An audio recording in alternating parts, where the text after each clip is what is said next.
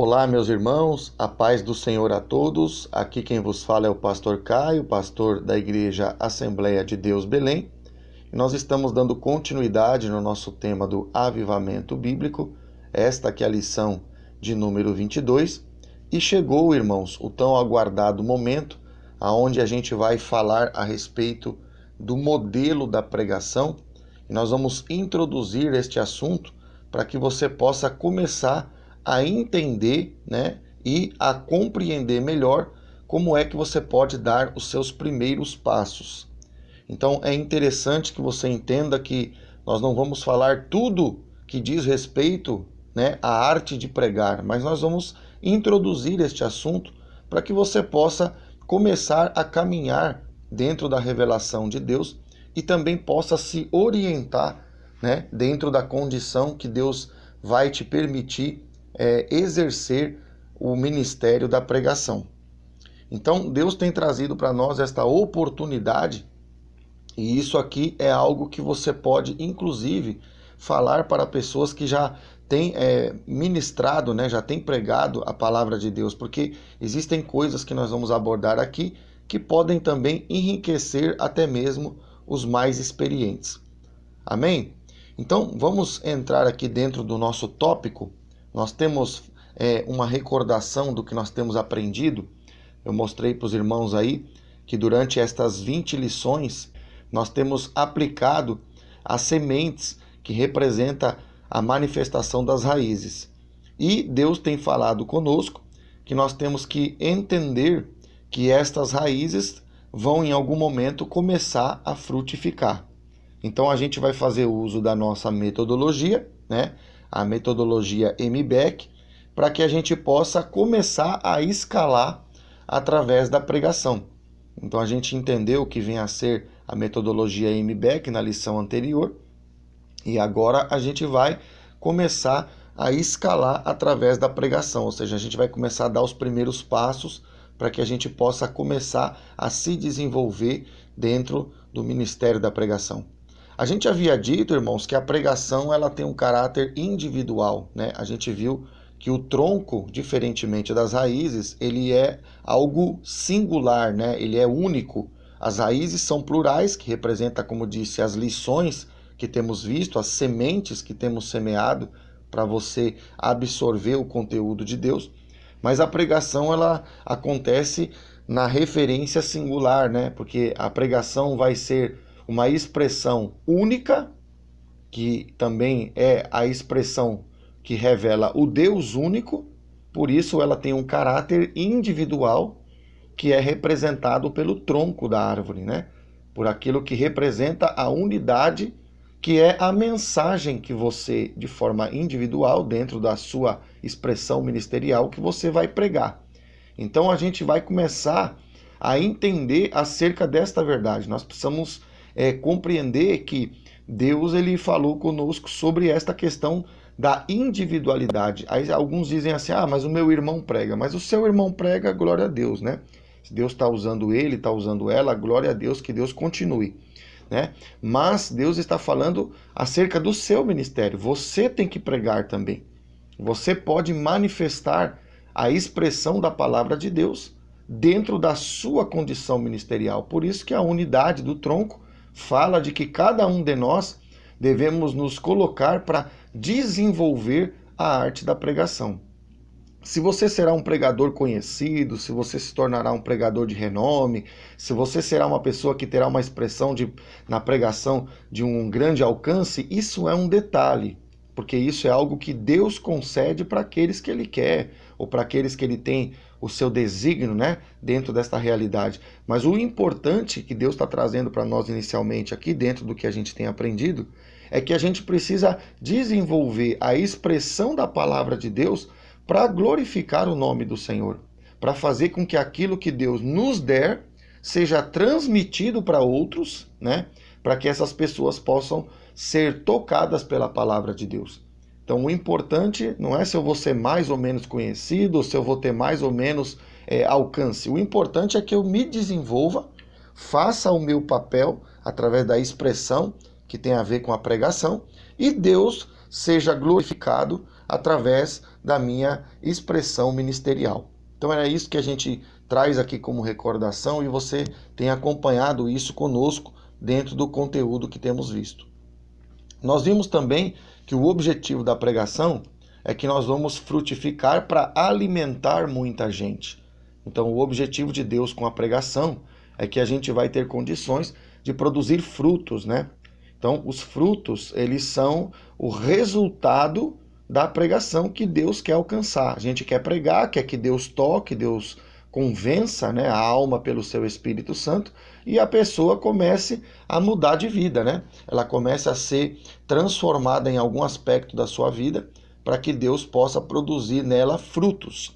Então a gente colocou aqui que isso representa a alimentação espiritual, né? O alimento, a palavra é pão, né? A palavra é alimento. Então quando a gente alimenta, né, a pessoa começa a frutificar e aí o propósito de Deus se cumpre. Nós colocamos aqui também, irmãos, segundo nós aprendemos, que os frutos, eles são por conta do pregador.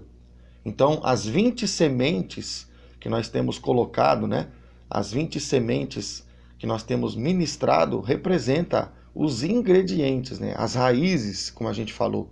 Então, isso é por nossa conta.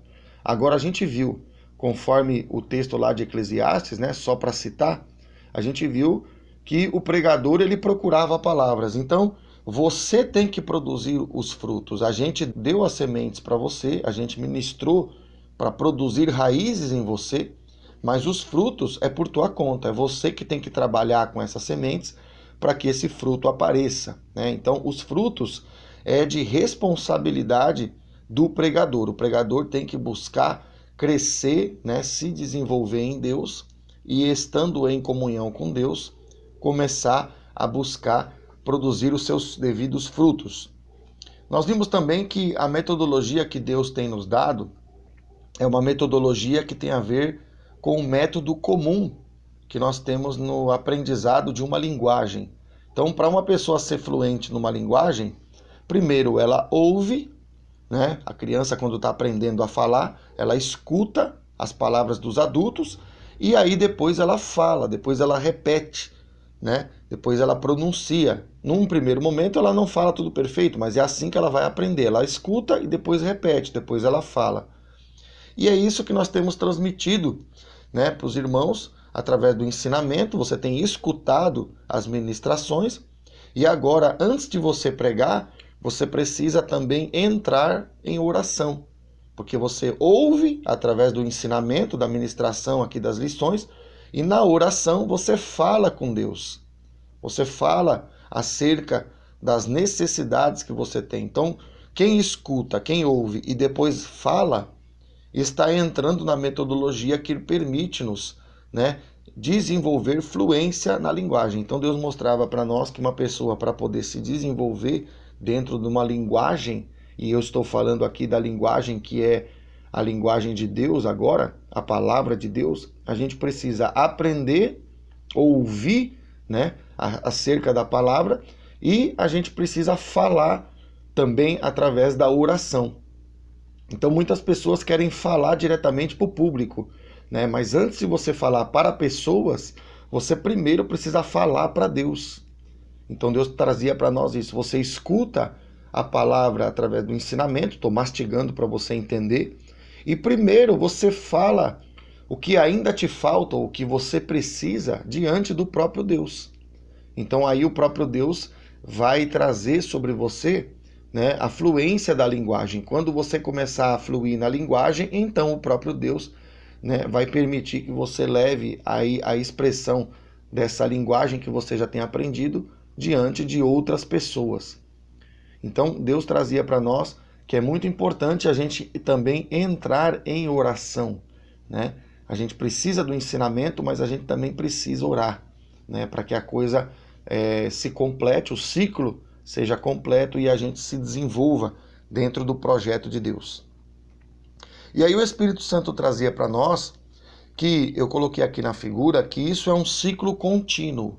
Ou seja, a gente tem apresentado aí o manual do pregador para os irmãos, e a gente falou que este primeiro volume do manual do pregador é a primeira semeadura, né? É onde a gente colocou diante dos irmãos as primeiras sementes, né? Então a gente semeou, né, numa primeira etapa, mas a gente compreende que haverão outras etapas semelhantes para que você possa ser semeado novamente e você possa produzir novamente uma ampliação dos frutos. Então a gente entendeu que essa questão do manual do pregador ser dada em volumes é uma necessidade constante que nós temos para que nós possamos entrar dentro de um ciclo contínuo de semeadura, para que a gente possa então desenvolver a frutificação completa como Deus tem proposto para nós.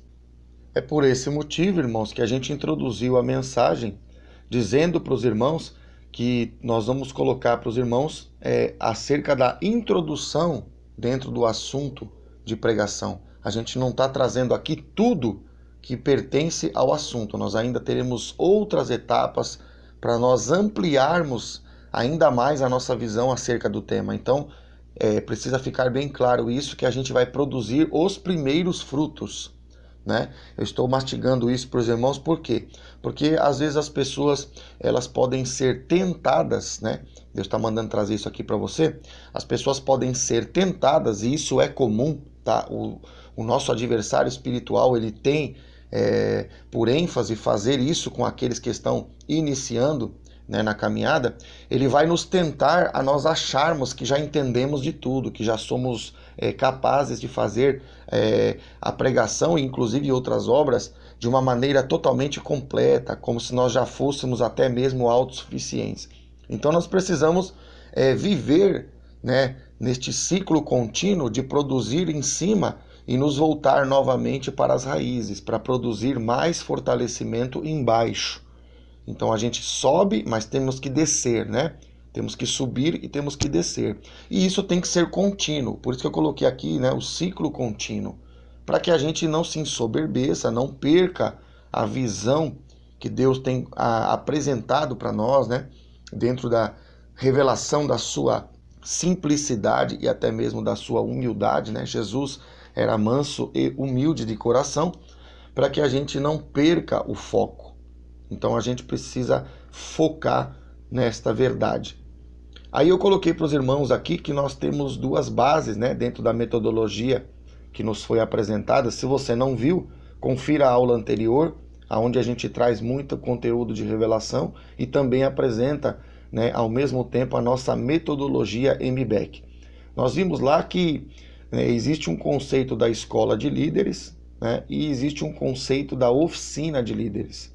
Então a gente trabalhou, né, nessa questão, e na união dessas duas bases a gente tem a revelação de como é que Deus vai trabalhar para a gente desenvolver este ciclo contínuo. A novidade que a gente apresentou para os irmãos é que há a realidade da oficina de líderes. Na oficina de líderes a gente viu lá na aula anterior em detalhes que esta oficina de líderes é muito importante para que a gente possa caminhar e se desenvolver dentro deste projeto, né, que Deus está nos dando a oportunidade de realizar.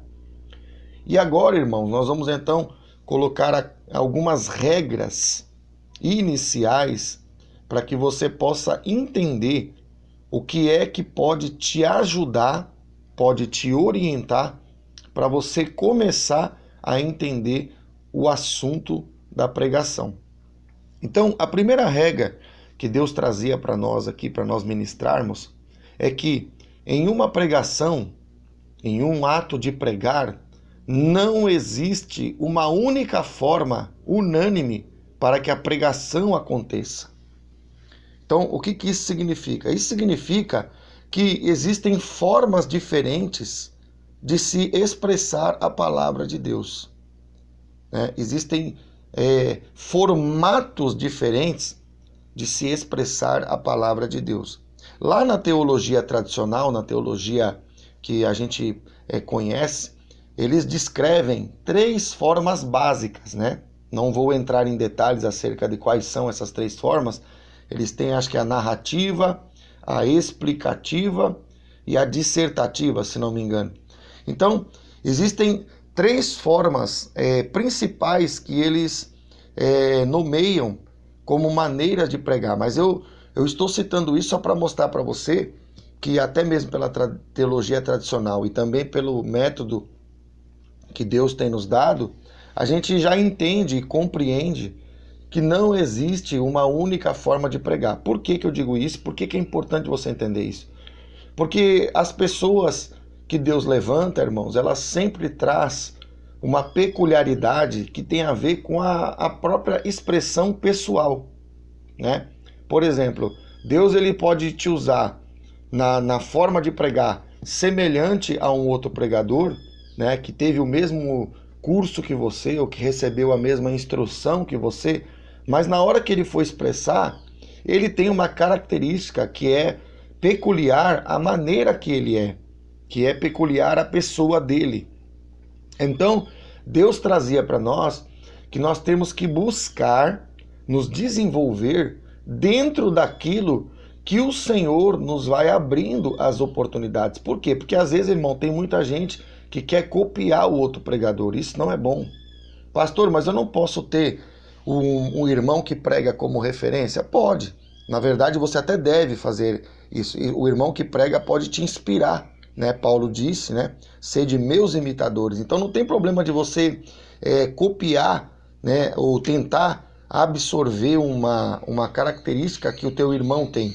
Porém, você pode absorver, né? Através da vida dele, através da vida dela, mas você tem que entender que Deus te deu uma forma peculiar de transmitir a palavra de Deus. Então você vai transmitir a palavra de Deus à sua maneira. Por que é importante a gente entender isso?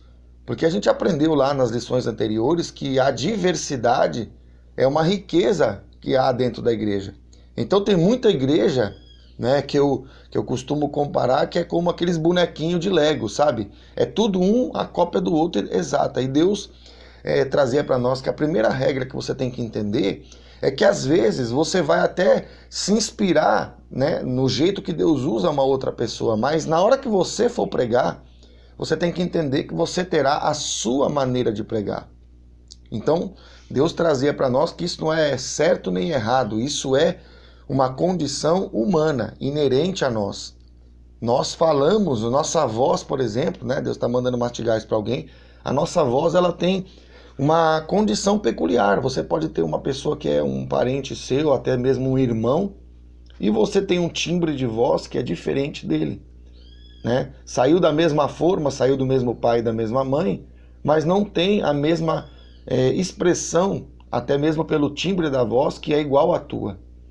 Isso mostra que nós podemos ser treinados pelo mesmo método, mas nós teremos uma expressão particular, uma expressão peculiar. Então é importante você entender isso. E como é que a gente pode confirmar essa primeira regra dentro das Escrituras? A gente confirma isso, irmãos, em Atos capítulo 2, versículo 3. A Escritura diz: e apareceram distribuídas entre eles línguas, plural, como de fogo, e pousou uma sobre cada um deles. Então cada um recebeu a sua língua, a sua linguagem, a sua maneira de expressar. Entende isso? Então você vê que dentro do Pentecoste haviam línguas. Não está falando só do dom, né, que tem a ver com a realidade do dom do batismo com o Espírito Santo, mas está falando também, e traz para nós a revelação de que há línguas, ou seja, que há expressões. Eu falei do timbre da voz, não é? Então cada língua, cada pessoa que recebe aquela língua, aquele timbre, vai falar daquela maneira. Então a gente tem que entender isso aí. Porque o que acontece? A gente às vezes quer pregar igual ao fulano, igual a fulana, para atender o modismo, para atender uma sociedade. Mas a gente tem que entender que a gente não foi chamado para pregar para atender modismos ou para atender sociedade. A gente foi chamado para pregar para atender Jesus. Entende isso? Então, Deus trazia para nós isso, né? O próprio Pentecoste bíblico já traz uma característica singular de expressão para cada irmão individualmente, né? Ele diz que pousou uma língua, uma forma de expressar sobre cada um deles. Então, cada um de nós vai ter a sua forma de falar, né? Vai ter a sua maneira de traduzir aquilo que o Espírito Santo põe no seu coração. E isso é particular. Então eu não tenho que me preocupar em falar que nem o fulano fala, que nem a ciclana fala, para poder ser conhecido, para poder ganhar marketing, né? No sentido de promover o meu ministério. Eu não tenho que fazer isso. Eu tenho que entrar dentro do que Deus me deu. Eu vou me inspirar no irmão A, no irmão B, mas eu vou só me inspirar, ou seja, eu vou trazer dele, daquilo que Deus deu para ele, eu vou me, vamos dizer assim, vou me motivar. Mas na hora que eu for transmitir, eu tenho que ter a minha língua característica, a minha maneira, né? Eu tenho que ter a minha expressão. Então Deus trazia para nós que o Pentecoste bíblico, né, também prova isso. Deus quer uma igreja rica, né? Nós falamos lá que com uma igreja diversa, Deus pode produzir todas as palavras. Estou trazendo aqui só para poder você relembrar. Então a gente tem que entrar nessa realidade. É muito importante a gente entender. Então a primeira regra, né, para a gente frisar para você, não existe uma única forma de pregar. Não existe uma única maneira de expressar. E isso é muito importante eu e você entender. Entrando aqui no texto de Eclesiastes, capítulo de número 12, a partir do versículo 10, a Bíblia diz: procurou o pregador. A gente já falou disso, mas eu trouxe o texto aqui. Então, se o pregador vai procurar, significa que o pregador está botando entre aspas, estou colocando entre aspas, porque aqui Deus está dando para mim aqui para falar para você, que significa que o pregador ele vai pôr o seu dedo, ou seja, ele vai botar a sua forma, ele vai botar aquilo que é, vamos dizer assim, oriundo do pregador. Aí você vai dizer, não, pastor, mas a revelação não vem do Espírito Santo? Sim, a revelação vem do Espírito Santo, né? Só que na hora que você transmite, Deus transmite através de você. E como Deus transmite através de você, ele transmite a sua revelação, porque a revelação é do Espírito Santo, mas ele transmite esta revelação com o teu timbre, com a tua peculiaridade de pregador. Então, quando Deus coloca que o pregador procura as palavras agradáveis, significa que a palavra é de Deus, mas ela vem no sotaque do pregador, né? Falando assim de uma forma para você entender, né? Então, a palavra ela é de Deus, ou seja, o conteúdo, a essência vem de Deus, né? É o que está aqui no final do versículo 10, né? Tem que ser palavras com retidão, que tem a ver com o que é reto, com o que é correto. Deus só manda para nós o que é correto.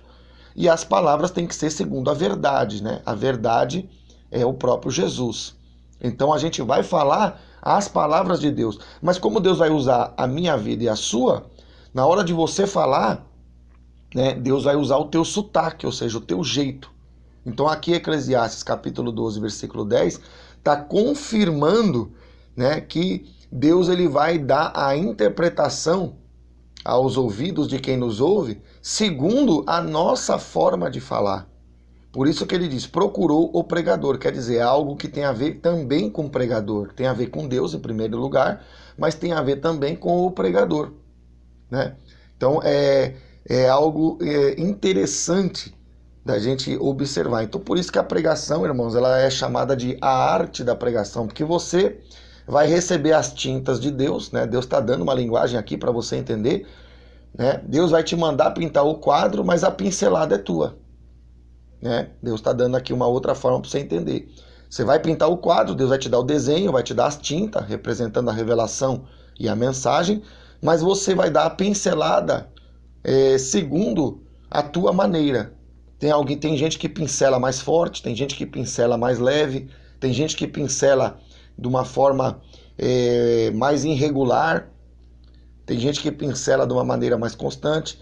Quer dizer, Deus vai usar a gente como um artista na mão dele, mas o artista participa da obra.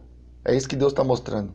Então, Deus trazia para nós que a gente tem que entender aonde está a riqueza de Deus em nós.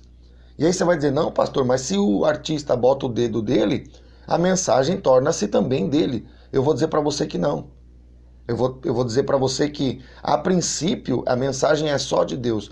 Quando o artista bota o dedo dele, Deus, na verdade, está usando aquilo que Deus já nos concedeu como artistas. Ô pastor, como assim? Deus não diz lá no Gênesis, né? Deus está trazendo isso aqui, irmãos. O Senhor está trazendo para mim falar para você que nós somos a imagem e semelhança de Deus, que nós fomos criados segundo a sua imagem. Você pode conferir isso aí na Bíblia. Então, Deus trazia para nós que a imagem de Deus já foi colocada em nós no ato da criação. Gênesis 1:26 e Gênesis 1:27. Então, Deus trazia para nós que essa pincelada, que a princípio é nossa, já é uma característica que Deus imprimiu em nós. Entende isso? Então, como Deus já nos fez a sua imagem, ou seja, como Deus já colocou dele em nós, quando você dá a sua pincelada e você está sendo usado pelo Espírito Santo, a revelação que você entrega, que o Espírito Santo te deu para entregar, vem com a tua pincelada, mas a tua pincelada já é Deus em você também. Já é Deus que, de uma certa forma, colocou essa característica em você. Então, Deus nos deu características diferentes, né? Porque a gente não criou a nós mesmos, foi o Senhor, nosso Deus, que como Criador nos fez. Então, se Ele me criou, então Ele pôs aquilo que era dele, a imagem dele, em mim, em você. E quando você pincela, quando você pinta esse quadro representando a arte da pregação, você, na tua pincelada peculiar, já está expressando um pouquinho da imagem de Deus também. Por isso que Deus diz que o pregador pode procurar as palavras. Quer dizer, o pregador pode, entre aspas, colocar a sua contribuição. Entende isso? Então Deus está clareando aqui, né, algo que Deus está trazendo aqui para mim expressar para você de uma maneira que você entenda. Por quê? Porque tem uma teologia aí, irmão, tem uns ministérios que é uma condição de Lego, né? Se você é mais antigo, é uma pregação Playmobil, né? O que é isso aí, pastor? Não sei o que o pastor está falando, é língua estranha. Não, irmãos, é que no passado tinha uns bonequinhos, né, que vinha de fábrica, é tudo igualzinho, né? Ele chamava Playmobil. Então, hoje, para a geração mais nova, acho que é o Lego, né? Então é tudo cópia, sabe? Mas é cópia idêntica, assim, não tem uma riqueza diferenciada entre uma peça e outra. É tudo uma igualzinha a outra. Então tem uma geração aí que prega que nós temos que ser o pregador Playmobil, ou o pregador da linha do Lego, né? E Deus não quer a gente assim. Deus quer que a gente esteja nas suas mãos para que Ele possa usar a sua palavra na nossa boca com o sotaque que Ele, Deus, nos deu. Estou compilando isso, traduzindo isso para você de uma outra forma. Então você tem que entender, porque isso vai enriquecer a expressão da pregação na sua vida, na minha vida, e mais, isso vai permitir que as pessoas conheçam a majestade de Deus de uma forma diversa, ou seja, Deus ele é tão rico que ele consegue, através daquilo que ele criou, expressar a sua verdade de muitas formas. É maravilhoso a gente perceber isso e é importante que você entenda isso. Então, isso vai impedir que você fique querendo ser cópia, né? Cópia idêntica de um outro pregador. Você pode inspirar-se nele, como eu falei, mas você tem que receber, né, a condição de ser autêntico, ou seja, de ser uma pessoa que está nas mãos de Deus e que tem a expressão que Deus te deu, para você ser uma pessoa que faz aquilo que Deus te chamou para fazer da melhor maneira, traduzindo assim. Continuando aqui, irmãos, então a gente colocou aqui na figura que os frutos são por conta do pregador por causa disso, né? Porque o pregador tem esse sotaque que é dele, que vai transmitir a verdade, não vai alterar a verdade, vai ser fiel à verdade, mas vai ter a participação dele. A segunda regra que você precisa tomar como regra para você começar a pregar, ou para você iniciar o caminho da pregação, é que a pregação, ela sempre terá um alvo central. Como assim, pastor? A pregação, ela, objetivamente falando, ela é algo que vai levar o ouvinte para uma conclusão, né? Então ela vai permitir que depois que você prega, o ouvinte, ele conclui algo que Deus quis falar. Entende isso? Por exemplo, eu vou traduzir isso aqui para você, eu estou sentindo de Deus de te ajudar para você entender isso. Quando você pega um livro para ler, você tem no livro, você tem o quê? O título do livro, né? Você pega um livro lá de 200 páginas, você tem o título do livro. Por exemplo, você vai ler um livro lá de romance, tem um tema lá acerca daquele romance. Então, o tema do livro é, na verdade, o resumo do conteúdo que está dentro das 200 páginas desse livro. Então eu leio as 200 páginas para entender por que aquele tema do livro tem aquele nome, por que aquele romance tem aquele nome. Então a pregação é algo semelhante.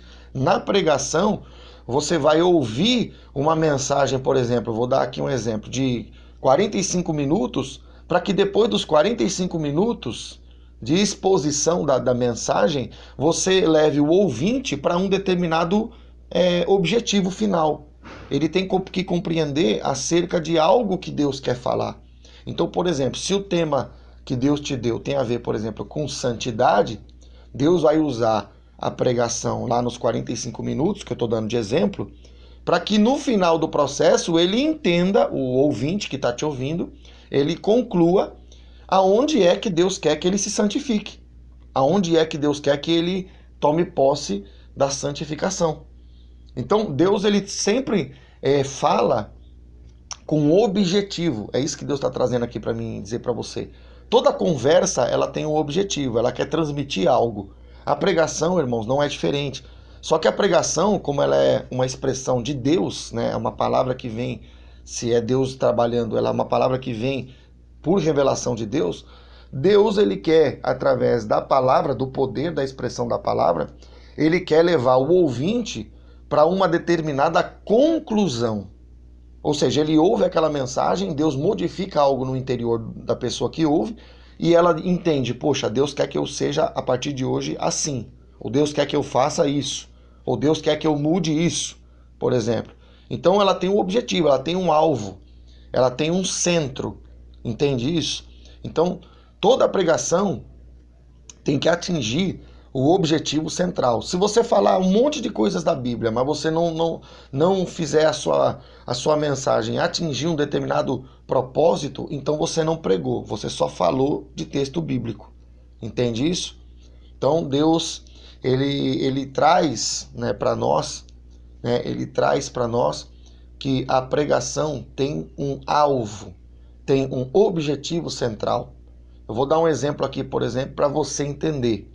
Vou dar um exemplo aqui, Deus está mandando para mim aqui uma inspiração para mim exemplificar isso para você pela própria Bíblia. Se você ler João capítulo 3, versículo 14, que é um texto muito conhecido, que diz que porque Deus amou ao mundo de tal maneira que deu o seu Filho unigênito para que todo aquele que nele crê não pereça, mas seja salvo. Então Deus está trazendo neste versículo uma mensagem central. Qual é a mensagem? Que as pessoas alcancem a salvação. Então Deus fala que ele mandou o Filho, né? Mandou o Filho porque ele ama. E o amor dele tinha uma característica que era de tal maneira, quer dizer, ele amou com amor incompreensível. Então ele está explicando, ele está pregando, é a mensagem. Mas qual é o resultado dessa mensagem? Qual é o objetivo? Para que todo aquele que nele crê, então preciso crer, aí Deus dá o resultado, aonde Deus quer chegar, que seja salvo. Então Deus traz toda uma explicação do tipo de amor, né, da condição do amor, da missão que ele deu para seu filho, da fé que é necessária, tudo isso é mensagem. Qual que é o objetivo dessa mensagem?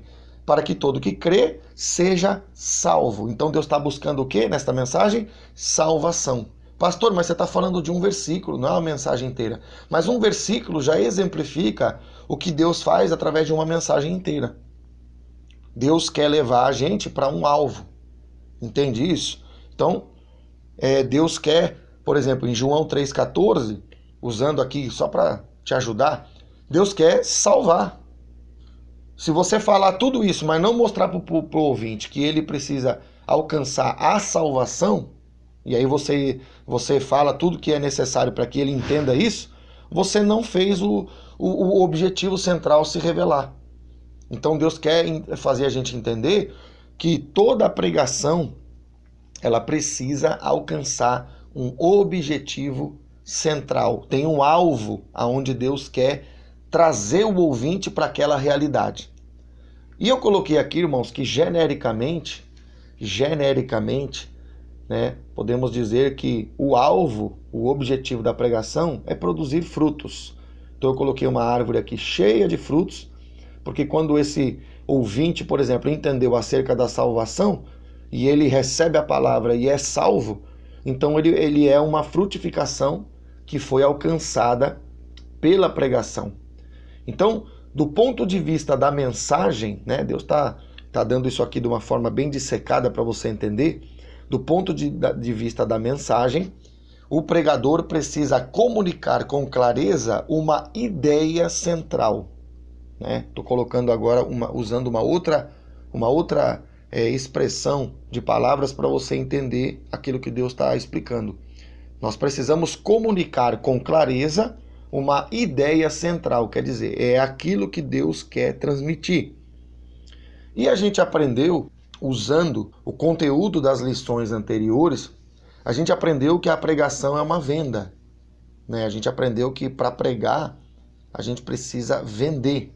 Por quê? Porque a gente estudou isso numa das lições aí, que o pregador tem que mostrar, né, para o ouvinte que vale a pena trocar.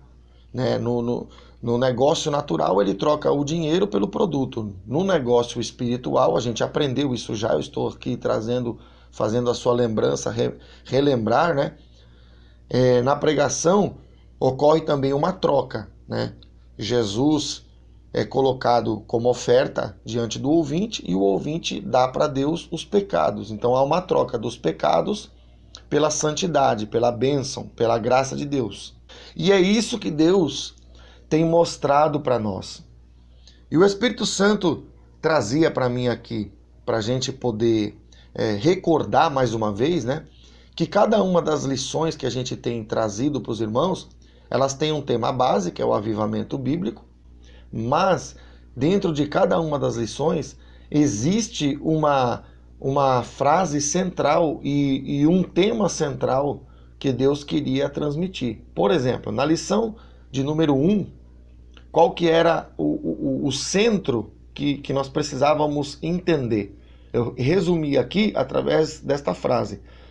A obediência é a chave. Então, você ouviu lá uma mensagem de 1h30 para você entender acerca da obediência como chave.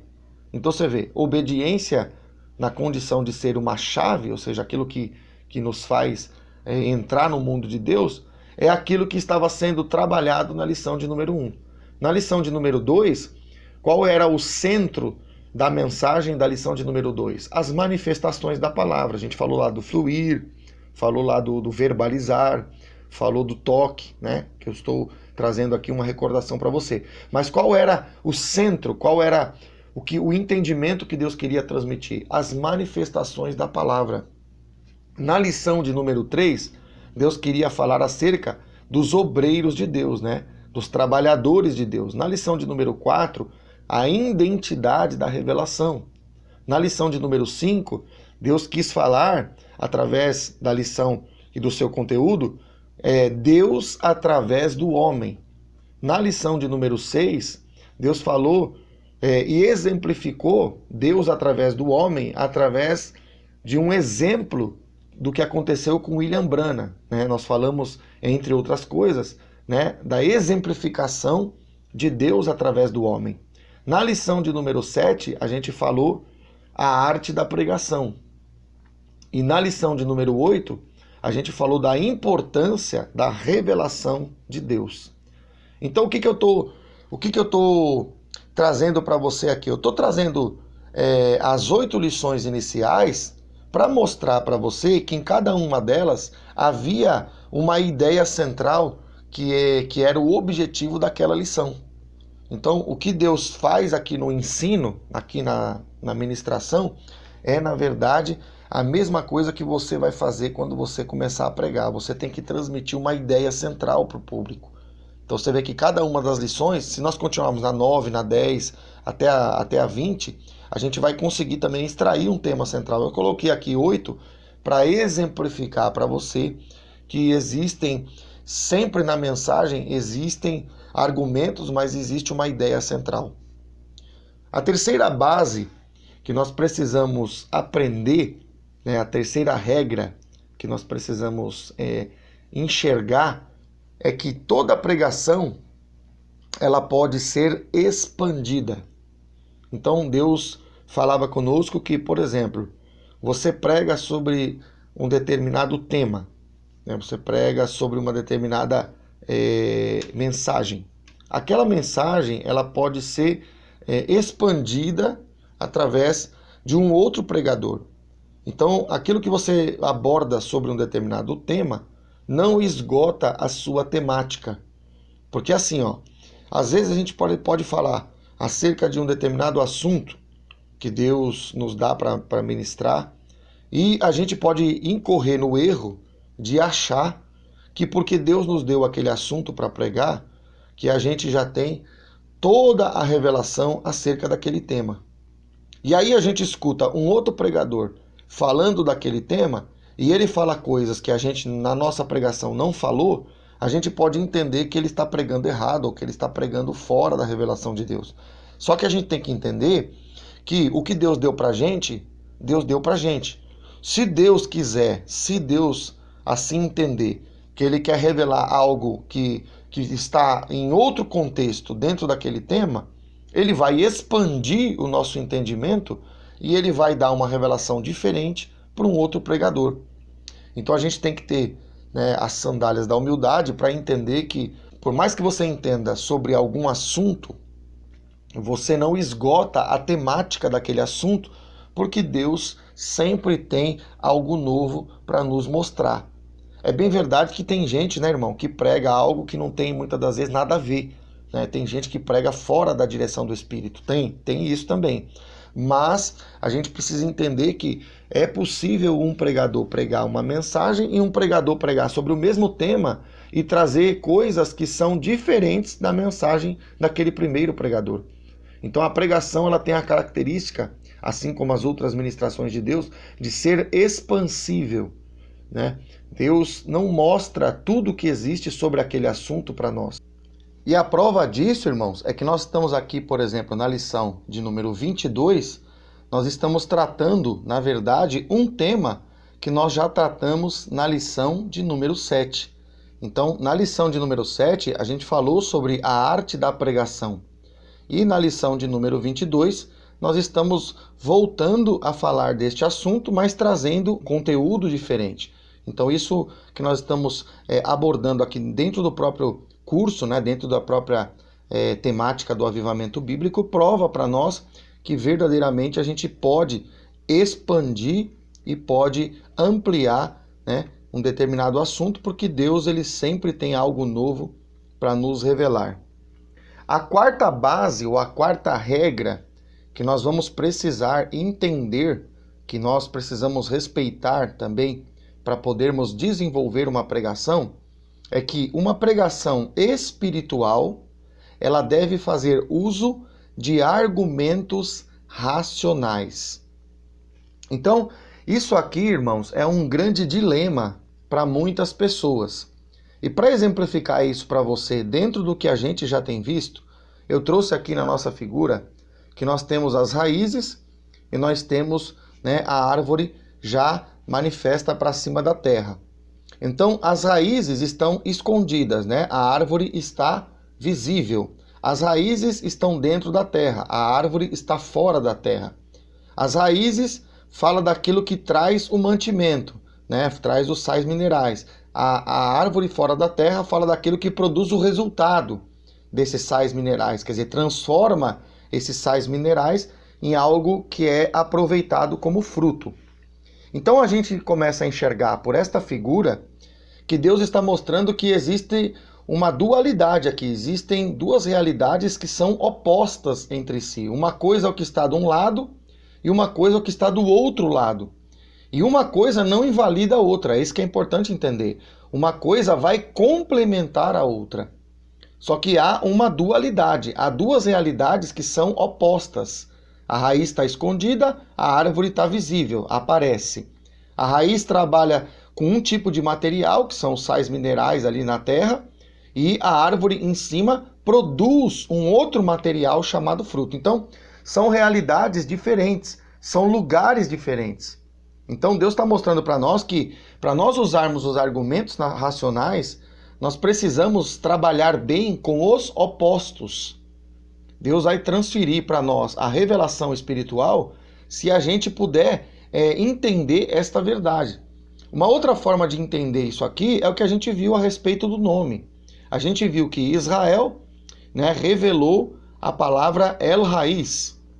E a gente entendeu que a chave é também o inverso da fechadura. Né? A raiz está no inverso do fruto, porque um está para baixo, o outro está para cima. Então, eles estão invertidos, estão em lados opostos. A gente viu que a chave também é o quê? O inverso da fechadura. Um é o oposto do outro. Então, a gente começa a perceber, irmãos, que para trabalhar bem a quarta regra, que é o uso de argumentos racionais, a gente vai ter que entender que a gente precisa saber lidar com os opostos. A gente precisa administrar coisas que a princípio são divergentes, elas são diferentes. Uma coisa está de um lado, numa realidade, a outra coisa está no outro lado, numa outra realidade. E eu preciso, será que pegar uma realidade e desprezar a outra? Esses dois exemplos aqui que eu estou trazendo, da raiz e dos frutos, e também do nome Israel, que é a revelação lá da chave da fechadura, mostra para nós que nós temos que administrar as duas coisas simultaneamente. Nós temos que administrar os dois opostos para que as coisas que Deus tem para nos usar, para nos revelar e também para nos fazer transmitir, sejam bem feitas. Mas aí você vai me perguntar, tá, pastor, mas como é que a gente pode confirmar isso dentro da Bíblia? Romanos 12, no versículo de número 1, a Escritura diz assim, ó: rogo-vos, pois, irmãos, pelas misericórdias de Deus, que apresenteis o vosso corpo por sacrifício santo e agradável a Deus, que é o vosso culto racional. Então Deus está chamando a nossa atenção para o culto e Deus está dando uma definição para esse culto. O culto é racional. Então a gente começa a entender que Deus está falando que no culto existe a presença ou a realidade da razão. Porque culto racional lembra razão, não lembra emoção, lembra razão. Então, Deus está mostrando que a chave do raciocínio, ou seja, a chave do nosso intelecto, pode abrir a fechadura do espírito. Vou traduzir aqui para você entender, para você mastigar esse conceito. Deus está mostrando que usar o raciocínio no culto é uma chave para que depois o Espírito Santo faça as obras que ele tem para fazer. Então, se o Espírito Santo representa a porta, né, qual é a chave que vai acionar essa porta? O culto racional, a utilização do racional, ou seja, do raciocínio. E aí você vai dizer, tá, pastor, mas por que Deus tem que usar o racional para acionar o espiritual? Primeiro, porque chave, né, aciona a fechadura, que por sua vez abre a porta. Segundo, porque Deus está mostrando que todo culto tem que haver a presença de um sacrifício. Todo culto, Deus está mostrando pelo versículo 1 de Romanos 12 que o culto só é culto se houver uma oferta. Em outras palavras, se houver sacrifício. Então Deus está mostrando que o sacrifício é aquilo que é oferecido no altar. Então você vê, existe uma complementação entre o sacrifício e o altar. O altar seria a fechadura, o sacrifício seria a chave. Percebe a perfeição? Então, o sacrifício é a oferta que vai haver no culto. E Deus mostra aqui no versículo 1 que este sacrifício ele é santo e ele é agradável a Deus, né? Então, Deus está mostrando para nós que é isso que agrada a Deus. E aqui tem um detalhe interessantíssimo que nós paramos aqui para meditar né, pela revelação do Espírito Santo, que Deus mostra que este sacrifício é um sacrifício vivo. Este sacrifício é um sacrifício que tem vida. Mas se você refletir comigo, estou apelando para o teu racional também, se você refletir comigo, você vai entender que sacrifício traz morte, porque todo cordeiro lá na lei, né, que era sacrificado, todo animal que era sacrificado, ele morria. Mas aqui a Bíblia está mostrando que há um sacrifício e o sacrifício é vivo, né? Tem algo aqui que está nos chamando a atenção. Então aqui está Deus colocando de novo dois polos, né? Uma dualidade, dois opostos. Sacrifício com morte é normal. Agora, sacrifício vivo não é normal, é uma dualidade de novo, é uma coisa que a princípio deveria ser oposta a estar vivo, deveria estar morto. Mas Deus diz que é o sacrifício vivo. E Deus então mostrava para nós, irmãos, que o sacrifício que Deus está mostrando, que ainda continua vivo, é, na verdade, a razão das pessoas que vai ter que morrer para que elas entendam a vontade de Deus e então tenham vida em si mesmas. Quando você aborda uma pessoa, preste atenção nisso aqui, quando você aborda uma pessoa que não conhece a Deus, essa pessoa, ela tem uma forma de pensar. Todo ser humano, né, independente da sua origem, independente da sua história, do seu legado, ele tem uma maneira peculiar de pensamento, ele tem uma estrutura de raciocínio que foi modelada pela forma que ele viveu, pela educação que ele teve, por vários fatores. Então a maneira que ele pensa, né, é uma maneira que faz com que ele tome atitudes. Por exemplo, se ele acredita em algo, ele vai se basear naquilo que ele acredita para poder viver em cima daquilo que ele acredita. Então essa forma dele pensar, muitas das vezes, contraria os princípios da palavra de Deus. E por isso, nós que somos os chamados para ser os pregadores de Deus, precisamos entender que nós precisamos, antes de levar o Espírito, nós precisamos destruir, né, desfazer muitas objeções e pensamentos, estruturas de pensamentos, para que a pessoa sacrifique, né, aquele pecado, leve o pecado à morte, mas ela mesma venha para Deus e fique mais viva ainda. Então, o sacrifício vivo que Paulo está escrevendo aqui, irmãos, é você ser capaz de levar argumentos que vão, a princípio, ser fortes o suficiente para sacrificar, para contrariar e para anular determinadas formas de pensamentos, para que essa pessoa sacrifique aquele conceito errado, né, aquele conceito que ela vem carregando durante a sua vida, e ela sacrificando aquela maneira de pensar, ela vai se entregando para Deus e ela vai ter vida em si mesma. Então o que é que vai morrer? O que é que vai ser sacrificado? A maneira antiga da pessoa pensar. Aquilo que ela pensava, ela vai começar a ser trabalhada para que aquele pensamento seja desfeito.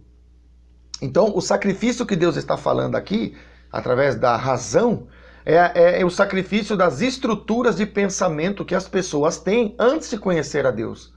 Ela foi convencida acerca de alguma coisa e nós temos que ter argumentos para desfazer aquele pensamento, para sacrificar aquela maneira de pensar, para que ela venha para Jesus e tenha vida. É por isso que aqui aparece a palavra sacrifício vivo, porque ela sacrifica, mas ela continua viva, porque o que foi sacrificado não é ela, é a maneira que ela muitas das vezes tem da forma de pensar. Por isso que Deus está falando do culto racional, da razão. Se nós lermos 2 Coríntios capítulo 10, no versículo 3, a gente vai ver exatamente isso através da boca de Paulo, que diz assim: porque embora andando na carne, não militamos segundo a carne, porque as armas da nossa milícia não são carnais, e sim poderosas em Deus para destruir fortalezas, anulando nós sofismas. Então Paulo deixa claro, irmãos, Paulo deixa bem claro que nós precisamos ser capazes, né, ter argumentação, através de argumentos racionais também, para destruir fortalezas. O que são essas fortalezas? É o que a gente viu no versículo anterior. São formas de pensar. São fortificações mentais que estão ali, que precisam ser derrubadas para que os sofismas, para que as mentiras possam ser retiradas e a pessoa possa encontrar-se com a verdade. É por isso que Paulo diz assim, ó, anulando nós sofismas. Percebe que eu botei até numa cor aí diferente? Anulando nós. Então isso é algo que cabe a nós. Percebe que Deus está mostrando para nós que existe uma parte que ele faz e existe uma parte que nós fazemos. A parte que cabe a nós é anular os sofismas. A parte que cabe a nós é levar a verdade no lugar da mentira, porque sofisma o que é? Engano, mentira. Então, para que isso seja verdade, para que nós, é algo que tem a ver conosco, possamos levar a verdade e substituir o sofisma pela verdade, nós precisamos primeiro destruir as fortalezas. E para destruir as fortalezas, nós precisamos estar debaixo da direção de Deus. Porque Deus vai mostrar para nós que, apesar da gente fazer uso do argumento racional, a gente precisa da orientação de Deus para poder levar esse argumento.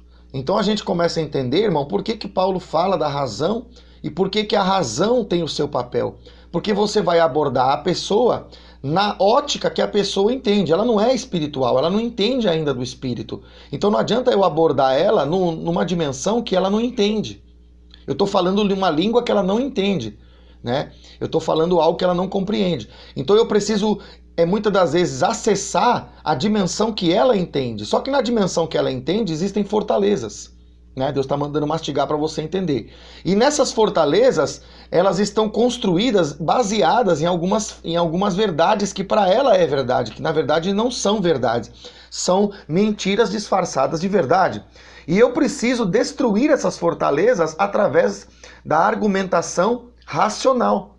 E para mim fazer isso, eu preciso ter o argumento. Então Deus está mostrando para nós que nós temos que ter esta bagagem. Preste atenção aqui, você tem que ter esta bagagem. Pastor, mas eu não tenho. Mas Deus vai começar a abrir o leque aqui para você entender que você tem que se preparar para ter. Você tem que se preparar para desenvolver essa argumentação também racional. 2 Coríntios 10, no versículo 5, Deus vai confirmar isso de uma outra forma. Ele diz assim, ó, e toda altivez que se levante contra o conhecimento de Deus e levando cativo todo pensamento à obediência de Cristo. Então Deus está mostrando que nós temos que levar cativo, né, levar para a prisão, todo pensamento, tá vendo a razão aqui sendo combatida, a razão do engano, né? Que a pessoa que é carnal, ela tem essas fortalezas, ela tem essa forma de pensar.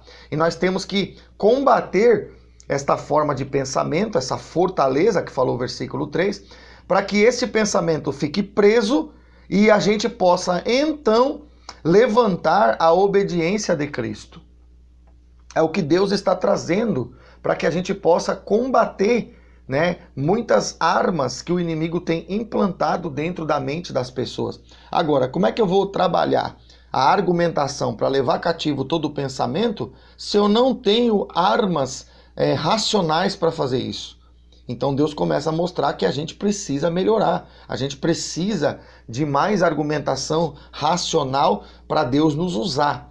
É bem verdade que Deus ele usa as pessoas de muitas maneiras, tá, irmão? Não quero dizer para você aqui que porque você tem deficiência nessa parte, Deus não possa te usar. Existem outras formas de Deus nos usar, né? Existem os dons espirituais, inclusive. Mas o que o Espírito Santo está trazendo nessa parte é que nós precisamos também dessa ferramenta. Deus não está excluindo as outras. Deus está dizendo, olha, igreja, vocês precisam desta ferramenta porque existem muitas e muitas pessoas que não têm aceitado o evangelho porque eles têm uma fortaleza de pensamento que se o meu servo e a minha serva soubesse argumentar, soubesse trabalhar com eles, eles poderiam estar debaixo da obediência de Cristo.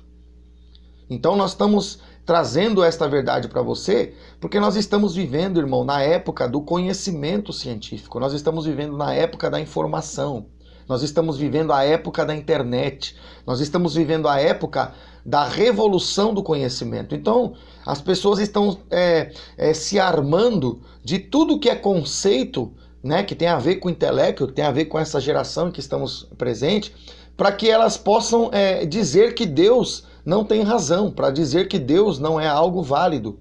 Então, se nós estamos vivendo esta realidade de mundo, nós precisamos nos preparar dentro da realidade que Deus nos permite viver.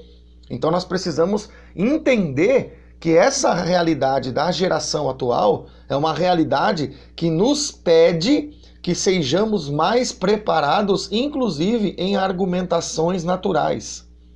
Deus está trazendo isso para mim falar para você. Então Deus começa a trazer para nós uma necessidade que a pregação do Evangelho neste momento, nesta geração, está requerendo de nós. Para que a gente possa, então, levar cativo todo o pensamento. A gente vai se deparar com esse tipo de pensamento, mas a gente tem que ter condições, né, e também argumentos para poder levar o culto na dimensão racional e, usando também a capacitação do argumento racional, fazer com que as almas possam receber aquilo que depois Deus tem no espiritual. Então eu coloquei aqui, irmãos, que você viu que Deus está trabalhando em polos, né? Deus trabalhando em duas realidades que são opostos. E aí eu coloquei aqui para a gente resumir, qual que é o inverso do espírito? Se você parar para meditar, e inclusive está na nossa figura aqui, é o intelecto natural, né? Porque o espírito é sobrenatural. E o que é que faz contraponto com aquilo que é sobrenatural? O próprio natural. E o raciocínio é, por excelência, a expressão do homem no natural. Então a gente entende que o espírito é a porta. O racional não vai combater o espírito e nem vai fazer o papel do espírito. O racional é somente um instrumento que vai funcionar como chave. Um é o oposto do outro, mas um tem que trabalhar do lado do outro. É isso que Deus está mostrando para nós aqui.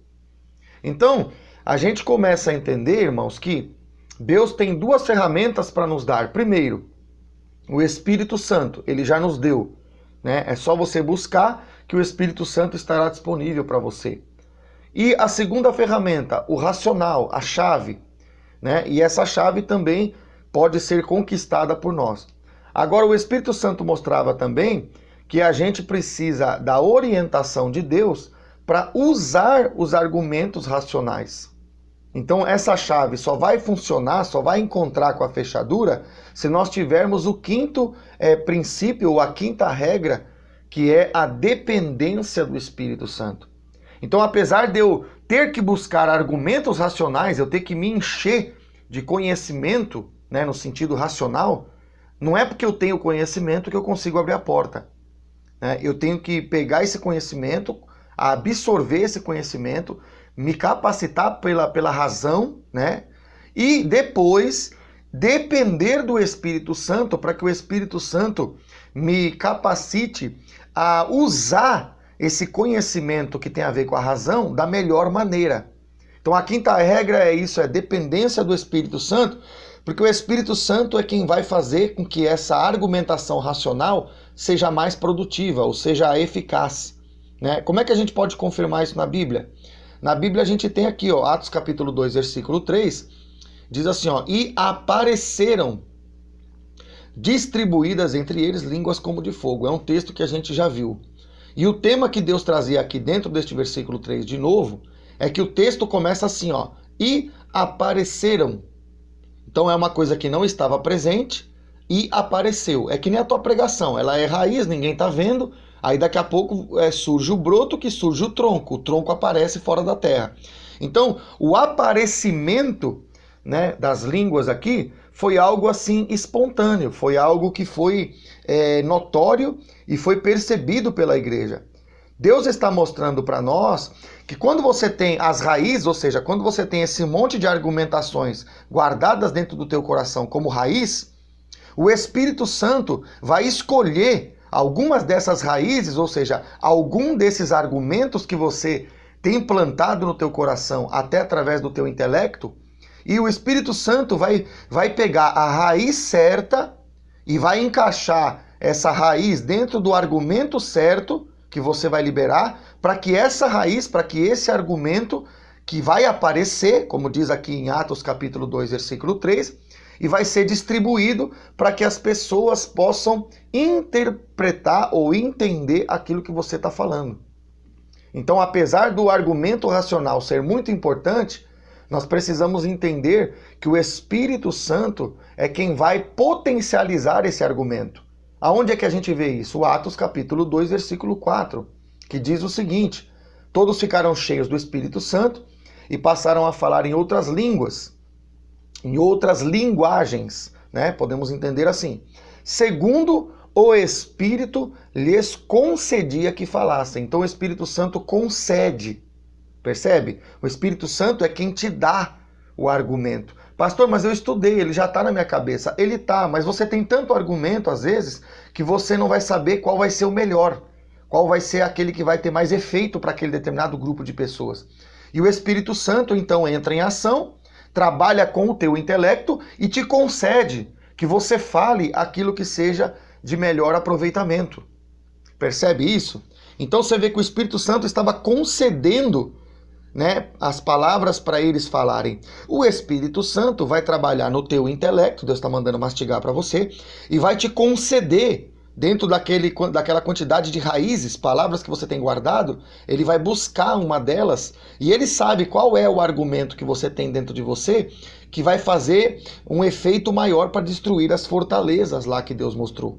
Então Deus está mostrando para nós que, apesar da gente ter, né, a condição de se capacitar através do conhecimento, através do Espírito é que esse conhecimento se torna muito mais poderoso.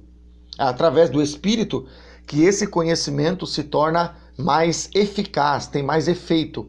Atos capítulo 2, versículo 6 confirma isso também. Ele diz assim, ó: quando, pois, se fez ouvir aquela voz, afluiu a multidão, que se possuiu de perplexidade, porquanto cada um os ouvia falar na sua própria língua. Então, eles estavam ouvindo e eles estavam recebendo uma interpretação na sua língua. Então quer dizer que Deus está mostrando para nós que o Espírito capacitava a igreja a falar também na língua daqueles povos que estavam ali. E isso só é possível porque o Espírito sabe como manejar a língua que ele mesmo nos deu. Então o Espírito Santo mostrava para nós que no versículo de número 4, né, ele dá a concessão. No versículo de número 6, ele dá a distribuição dos argumentos de forma diferenciada e também personalizada. Então, a língua de fogo é a porta e a língua natural, que fala o final do versículo 6, é a chave. E você está vendo que o Espírito Santo é que tá usando a igreja para levar o argumento na língua de cada um? Então o Espírito Santo está manejando o que aqui? Está manejando a linguagem humana também. Isso é uma prova de que o Espírito Santo quer manejar a linguagem humana. O versículo 8 do capítulo 2 de Atos, ele traz algo interessante, que também mostra uma outra verdade. Ele diz assim: e como os ouvimos falar, cada um em nossa própria língua materna. Então o Espírito Santo mostrava para nós que quando a gente sabe falar, preste atenção aqui, quando a gente sabe expressar uma palavra, uma argumentação que fala às pessoas, ou seja, que faz sentido para as pessoas, que é como se fosse a língua materna dela, né? Como se fosse a linguagem que ela aprendeu, porque língua materna fala daquilo que foi aprendido, inclusive na criação, né? Durante o desenvolvimento, né? A mãe vai ensinando o filho ali como procede no seu desenvolvimento.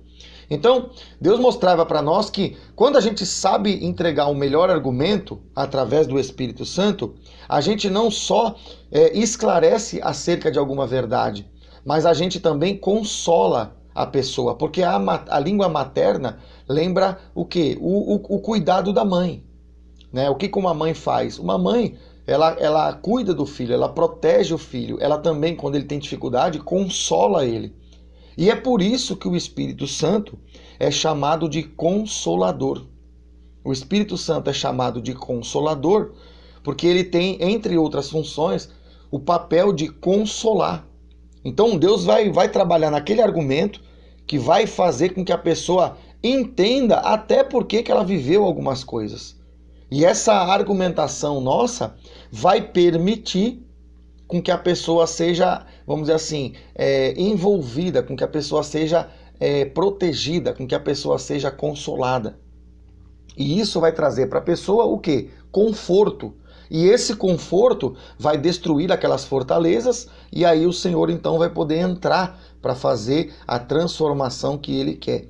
Então Deus está mostrando para nós que nós precisamos entender como é que o Espírito Santo quer nos usar em plenitude. De novo, se você não tem argumentação humana, não impede Deus te usar. Entenda uma coisa, só que quando a gente busca a argumentação humana, quando a gente se prepara para ter essa argumentação, a gente vai poder trabalhar com tipos de pessoas que, se fosse de outra forma, poderia não ser possível. Então Deus quer que a gente seja como uma mãe mesmo, né? A língua tem que ser materna. A gente tem que consolar as pessoas, a gente tem que ser capaz, né, de trazer aquilo que vai trazer uma resposta, às vezes um sentido para a vida dela, porque às vezes tem pessoa que passou alguns dramas na vida aí, irmãos, que as pessoas nem sabem por que está no mundo. Então a gente precisa ter esse argumento, a gente precisa ter esta palavra. E para isso nós precisamos buscar duas coisas. Primeiro, buscar aprender, né, para poder enriquecer o nosso conhecimento, e também buscar o Espírito Santo para que ele possa usar esse conhecimento que a gente tem adquirido da melhor maneira. Então, Deus colocava para nós uma reflexão que nós precisamos aqui meditar. Se Deus vai nos guiar, né, também com palavras da linguagem humana, o que Deus exige de nós como igreja e também como pregadores, né? Se Deus vai usar a gente através do culto racional, daquilo que tem a ver com a razão, o que Deus pede de nós, né? Então Deus mostrava para nós que se Ele vai nos usar e vai nos levar a ministrar, Ele pede para nós como igreja que a gente seja apto para buscar o vocabulário. Quem vai dar as palavras é o Espírito Santo. Quem vai selecionar as palavras certas é o Espírito Santo. Mas quem é que tem que aprender as palavras e ter vocabulário? Somos nós. Então Deus está mostrando para nós o que Deus está pedindo para nós, né?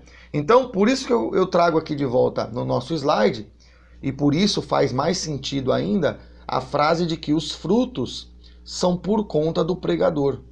Porque é o pregador que tem que buscar esse vocabulário, né? É o pregador que tem que se preparar para ter essas palavras. Deus vai usar da maneira que ele entender ser melhor, mas como é que ele vai trabalhar, né, com os ingredientes se eu não tenho ingrediente? Então, eu preciso buscar os ingredientes, né? Eu preciso buscar os argumentos e o Espírito Santo vai me ajudar a produzir os frutos, né? Então a gente tem que ser responsável, né, no sentido de poder fazer aquilo que Deus está nos pedindo. Versículo 10 de Eclesiastes 12, que nós temos trabalhado, diz que Deus nos capacita ou nos leva, né, na condição de procurar. Então aqui Deus trazia que se nós como pregadores vamos procurar achar as palavras, Deus nos vai fazer encontrá-las, né? Então como é que você vai encontrar uma coisa que você não procura? Então você procura, mas o Espírito Santo faz você encontrar. Você procura, por exemplo, lendo o texto sagrado, mas o Espírito Santo faz você encontrar. Então eu preciso procurar, isso é para mim. O Espírito Santo me faz encontrar, isso é para ele. Então a gente vê que há uma parceria mesmo, né? Há uma parceria entre o céu e a terra, há uma parceria entre Deus e o seu servo. Aí o Espírito Santo trazia para nós, irmãos, como é que nós podemos fazer esta busca? Como é que você pode enriquecer os argumentos e o teu conhecimento acerca de tudo aquilo que pode te ser útil, né? Falando acerca da condição da razão, tudo aquilo que pode te ser útil para que Deus possa te usar ainda mais. Então Deus mostrava para nós que a própria Bíblia, né, nos traz evidências de que a gente tem que se preparar muito mais. Por exemplo, Números 21, versículo 14, diz o seguinte: pelo que se diz no livro das guerras do Senhor, Vaeb em Sufá e os vales de Arnon. Então Deus está mostrando que além do livro sagrado, preste atenção nisso aqui, além do livro sagrado, que é a Bíblia que a gente tem, existem outros livros, ou seja, existem outras fontes de conhecimento que você pode buscar, se enriquecer e aprender para você poder fazer aquilo que Deus quer que você faça. Deus está dando aqui no versículo 14 os livros das guerras do Senhor. Então a gente poderia buscar nessa fonte. O versículo 41 de 1 Reis 11, ele diz assim, ó: quanto aos mais atos de Salomão, a tudo quanto fez e a sua sabedoria, porventura não estão escritos no livro da história de Salomão? Então aqui há uma outra argumentação de um outro livro que pode nos ser útil para nós nos enriquecer. Nós aprendemos lá na lição de número 5 que Deus fala através do homem, né? Nós estudamos a bibliografia de William Branham. Então William Branham foi o quê? Uma fonte que Deus nos abriu, que também não está na Bíblia, faz referência à Bíblia, mas o William Branham não está dentro do cânon bíblico. Mas nós estudando a vida de William Branham, a gente pôde identificar muitas coisas que nos foram úteis. Então, o William Branham é uma fonte, mais uma fonte. 1 Reis 14, 19, olha o que diz aqui. Quanto aos mais atos de Jeroboão, como guerreou, como reinou, eis que estão escritos no livro da história dos reis de Israel. Então, o livro da história dos reis de Israel é mais uma referência de um outro livro que pode ser útil para nós. Inclusive, né, lá no judaísmo, só para a gente poder citar aqui para você, eles usam vários livros além das escrituras. Eles usam o Talmud, eles usam, se eu não me engano, a Midrash, né? Eles usam alguns outros conhecimentos paralelos, conhecimentos históricos, né, que estão pertencentes à história de Israel, para que eles possam interpretar, para que eles possam entender melhor o que está dentro do que está escrito na Escritura Sagrada. Então a Bíblia mesmo vem apresentando vários tipos de fontes aqui, né, irmãos? A gente precisa nivelar a coisa por cima, né? Tem muita gente que pensa que porque estudou teologia já sabe tudo. Você pode ter algum conhecimento, irmão. Por que eu digo algum? Porque você teria que aprender de física, você teria que aprender de química, você teria que aprender de biologia, você teria que aprender de tecnologia, você teria que aprender de medicina. Ah, pastor, mas isso aí é necessário? No mundo em que estamos vivendo, pode se tornar necessário para algum ministério. Se você puder diversificar o teu conhecimento, é bom. Então você tem que entender, irmão, que as pessoas muitas das vezes não vêm para Deus porque ele tem aquela restrição. Porque quando ele pergunta para um cristão acerca de algum determinado assunto e o cristão não tem argumento, ele simplesmente ignora o cristão. Se nós tivéssemos argumento, nós estaríamos naquela condição que Paulo falou. Nós destruiríamos aquela fortaleza e anularia aquele sofisma, aquela mentira. Então, até para quem faz teologia no sentido tradicional, não é tudo que você pode aprender, ou não é tudo que está ali que basta. A gente é um aprendiz constante, porque as tecnologias estão mudando, a sociedade tem mudado, nós vamos falar disso na lição que vem, né? Deus permitindo, nós vamos falar mais sobre isso. E nós temos que nos aperfeiçoar em várias coisas. Pastor, mas o quanto eu tenho que estudar? Você vai ter que estudar, irmão, aquilo que você puder. Você vai ter que estudar aquilo que aparecer como possibilidade para você aprender.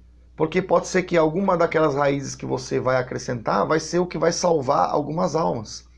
Então Deus está mostrando aqui dentro da própria Bíblia a nossa necessidade de buscar em fontes confiáveis, né? Tem que ser uma fonte confiável, mas o conhecimento que você adquire, ele tem valor. Então Deus está mostrando isso. 1 Reis 14, no versículo 29, olha a outra fonte aqui que o Senhor nos mostra. Quanto ao mais dos atos de Roboão e a tudo quanto fez, porventura não estão escritos no livro da história dos reis de Judá? Então quer dizer, a história dos reis de Judá é outra fonte, é outro berço, né? outra forma de a gente entender um pouco mais até do que está escrito dentro da própria Bíblia. Então, Deus está chamando, né, a gente para o conhecimento. 1 Crônicas 29, 29, diz assim: os atos, pois, do rei Davi, tanto aos primeiros como os últimos, eis que estão escritos nas crônicas, registrados por Samuel, o vidente, nas crônicas do profeta Natã e nas crônicas de Gade, o vidente. Então você vê que Deus, ele mostra a história de Davi, mais uma fonte que nós podemos aprender muita coisa com Davi, e você vê que a história de Davi, ela foi escrita de vários escritores diferentes. Foi escrito nas crônicas, foi registrado por Samuel, né? Nas crônicas do profeta Natã e nas crônicas de Gade, o vidente. Então você vê que teve pessoas diferentes fazendo relatos da mesma coisa. Então Deus está mostrando que até para aprender sobre uma verdade, a gente pode ter mais de uma fonte de informação. É isso que Deus está mostrando para nós aqui. E aqui, irmãos, tem um negócio muito interessante, né? Eu já ouvi falar, quando eu era mais jovem, né? Eu já ouvi uma pessoa me questionar. Eu vou colocar isso aqui para os irmãos, que vai servir para alguém aí. Uma pessoa chegou em mim e falou assim para mim, que dentro da Bíblia haviam vários erros.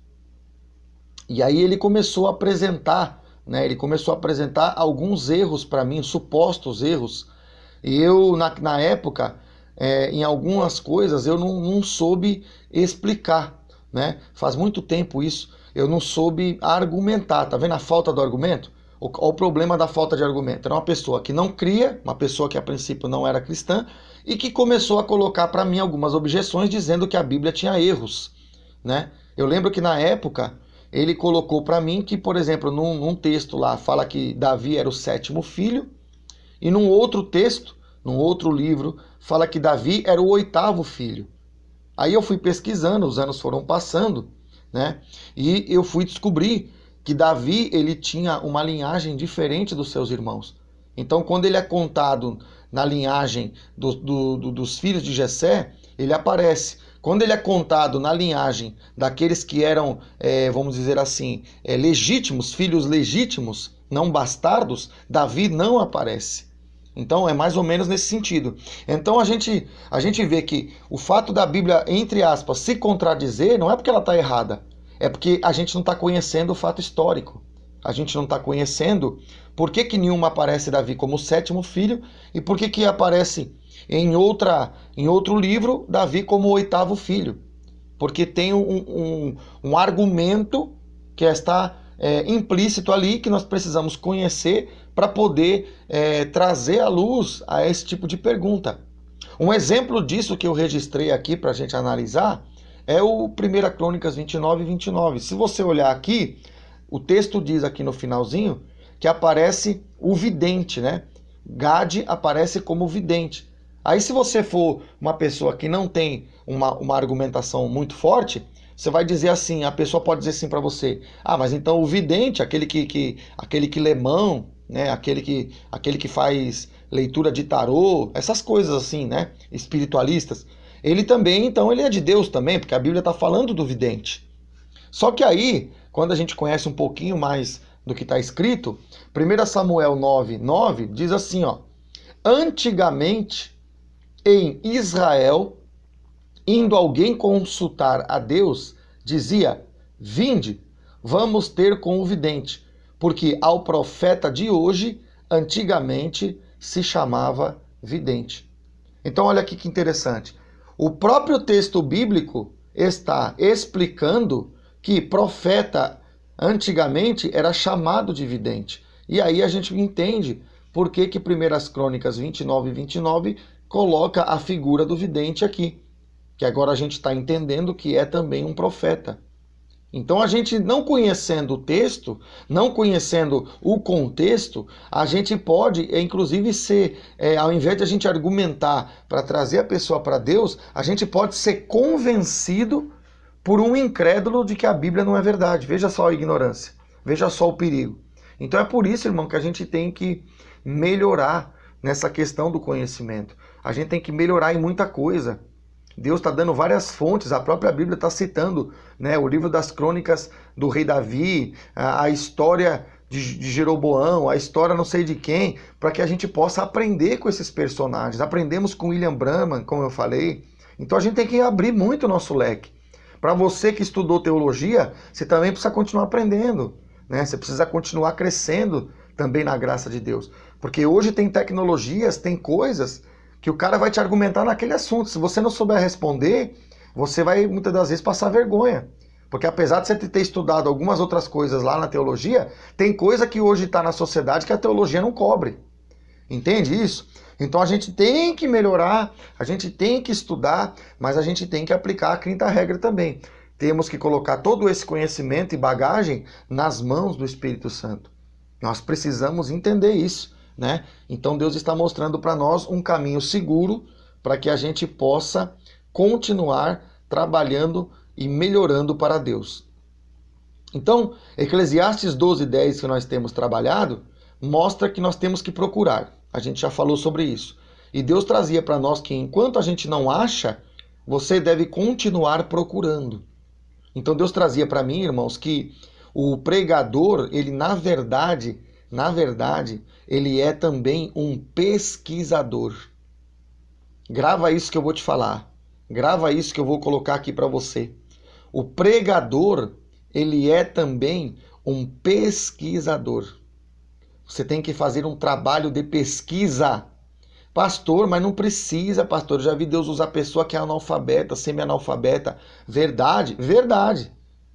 A Bíblia mostra mesmo, né, que existiam pessoas que eram iletradas e que Deus usou. É verdade. Agora, não é porque Deus usa aquele que não tem o conhecimento que eu tenho que deixar de buscar o conhecimento. Porque Deus pode me usar em coisas que são manifestações do seu espírito, né? Como ele usa essas pessoas que não tiveram muitas das vezes a oportunidade de buscar esse conhecimento. Mas você que está tendo acesso, você tem que ser usado por Deus também através do conhecimento. E nessa época que estamos vivendo, volto a repetir para você, mais necessário se faz que nós tenhamos argumentos. Porque a tecnologia está se desenvolvendo, né? A ciência está avançando e nós precisamos ter argumentação para não parecer pessoas que é só religiosa. Nós precisamos parecer pessoas que são diligentes e também inteligentes. Você sabia que quando o Espírito Santo levar você a falar os argumentos corretos dentro daquilo que você tem podido aprender, as pessoas vão perceber que há em ti uma inteligência que não é uma inteligência a princípio normal, porque o Espírito Santo, irmãos, ele é soberano. E quando ele nos leva a falar as palavras certas, as pessoas vão falar, como é que ele fala isso? De onde ele tira isso? Né? Então as pessoas vão ser impactadas pela nossa vida. Agora, você precisa querer aprender. Você precisa entender, como Eclesiastes 12:10 mostra, que você tem que ser esse pesquisador. Se no passado, irmão, Deus usava as pessoas com menos bagagem, hoje se faz necessário que você tenha uma bagagem maior. A sociedade em que vivemos e as almas que vamos nos deparar exige de nós que nós tenhamos mais bagagem, mais conhecimento e mais entendimento de vários aspectos da vida e da sociedade. Para que isso possa ser na tua vida um argumento que o Espírito Santo vai usar para tocar as almas. Ah, pastor, mas eu não quero fazer essa obra. Então você não quer fazer a vontade de Deus. Porque se você não quer procurar, se você não quer achar as palavras, você não quer cumprir Eclesiastes 12:10. E se você não quer cumprir Eclesiastes 12:10, você não quer fazer o que o Criador mandou você fazer. Porque Jesus está falando para nós que nós temos que crescer, temos que melhorar. Então, eu trouxe aqui, irmãos, né, para nós encadear o que Deus vai mostrar agora, eu trouxe aqui uma recordação das regras que Deus tem nos mostrado. A primeira regra é, não existe uma única forma de pregar. Né? Então, Deus trazia isso para nós aqui de novo, para que você não se sinta o dono da verdade. Viu, teólogo? Não se sinta o dono da verdade porque você não conhece a verdade na totalidade. Ninguém conhece. Então não se sinta o dono da verdade. Porque é só o cara colocar um argumento científico aí de tecnologia, de engenharia, de física, que o cara te dobra na hora. Ele pode não ter, muitas das vezes, o argumento teológico que você tem. Tá? Mas muitas das vezes ele vai ter um argumento que ele vai colocar para você e você, como teólogo, não vai saber falar, não vai saber expressar. Então, não se sinta dono da verdade. Isso é para todo mundo que está me ouvindo. Não se sinta em nenhum momento dono da verdade. Pratique a humildade. Esteja sempre pesquisando, esteja sempre aprendendo. Então, a primeira regra é: não existe uma única forma de pregar, porque não existe uma única fonte para expressar o conhecimento de Deus. Terceira regra, né? A gente viu que a pregação ela é expansível. Até mesmo nos assuntos que a gente conhece, a gente falou que a gente tem que ser humilde também, continuar humilde, porque pode ser que você conheça muito de um tema e pode ser que venha alguém e traga algo que você nunca viu sobre o tema. Então, se você for inteligente, você vai ainda, além de não se sentir conhecedor de tudo sobre aquele tema, você vai exercitar a humildade e ainda vai aprender um pouquinho mais sobre aquela temática. Então, a gente tem que ser diligente para observar isso também. A segunda regra que eu coloquei para os irmãos é que a pregação tem que ter um alvo, né? Toda pregação ela leva e chama o ouvinte no final dela para uma ação, né? Deus age e chama o povo para reagir, para uma ação, para algo que vai concluir numa atitude prática dentro daquilo que Deus está trazendo na pregação. Então, Deus quer produzir, né, em nós algo, ele tem um alvo para revelar.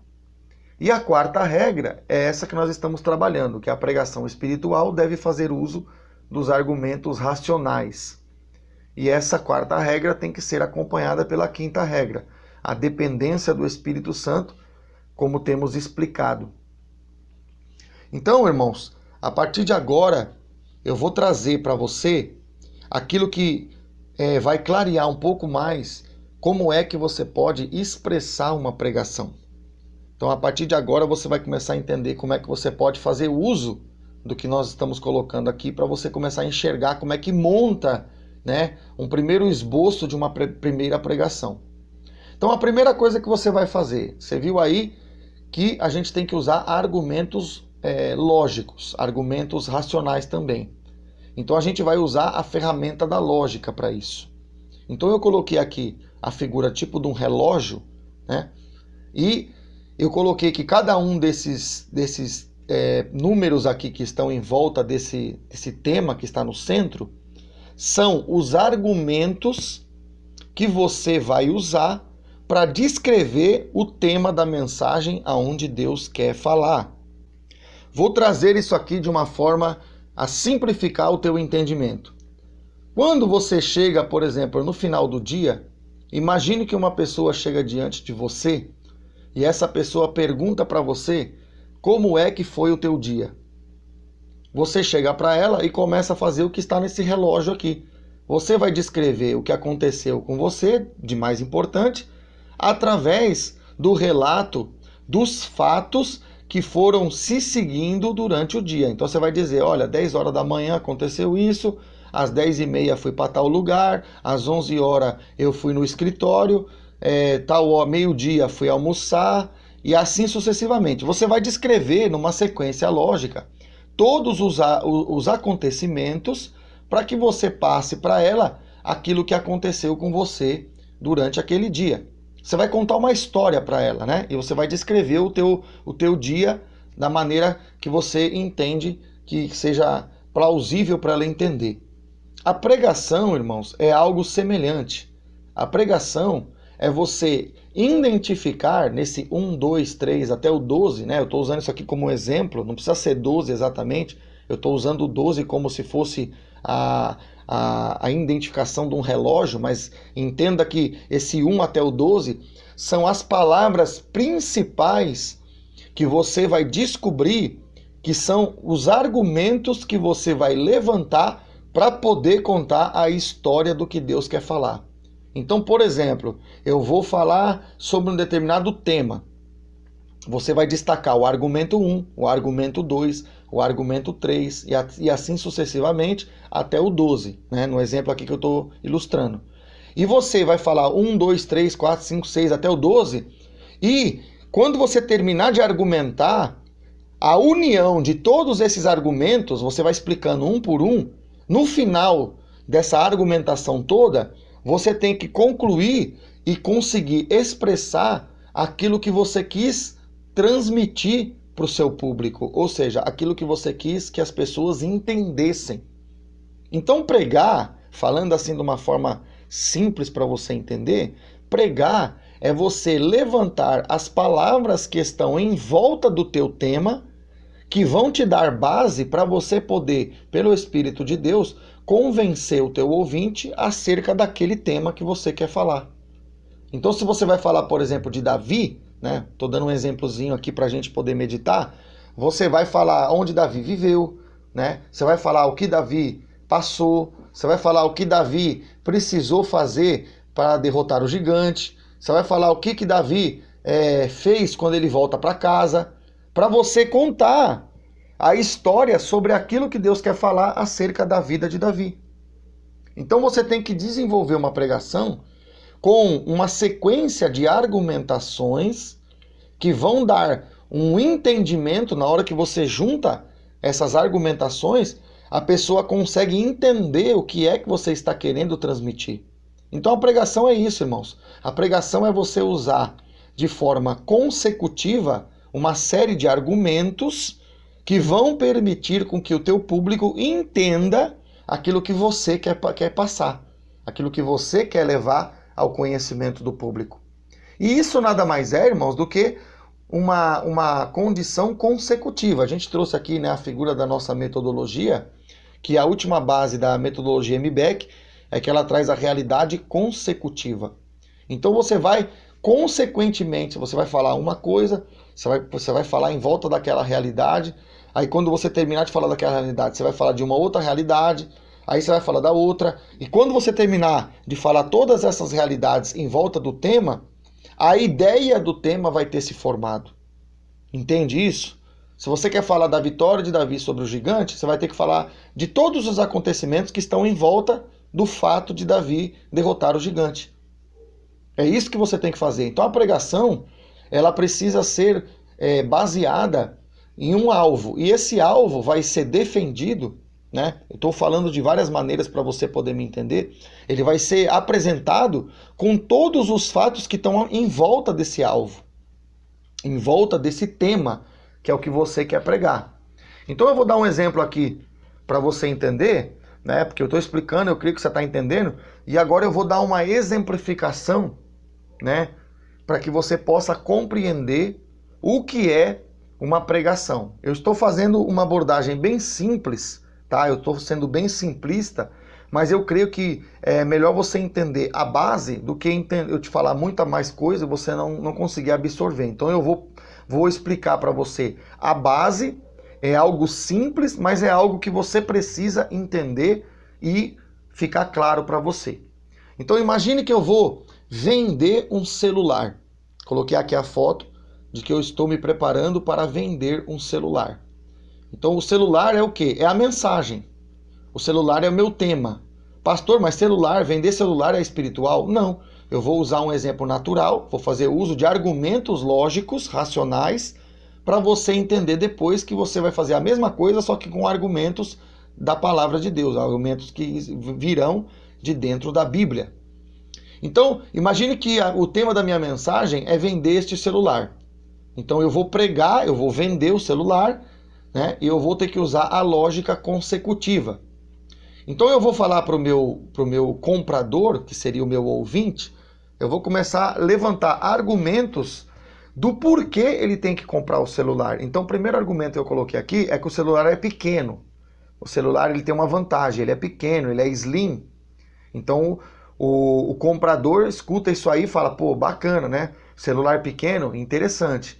Aí eu vou dar um segundo argumento, vou dizer que o celular ele tem uma tecnologia de tela capacitiva, né? Porque tem um outro tipo de tela que é inferior. Então eu vou dizer para ele que a outra vantagem é que a tela dele dá um acesso bom, ele vai conseguir manusear o celular com uma condição muito boa.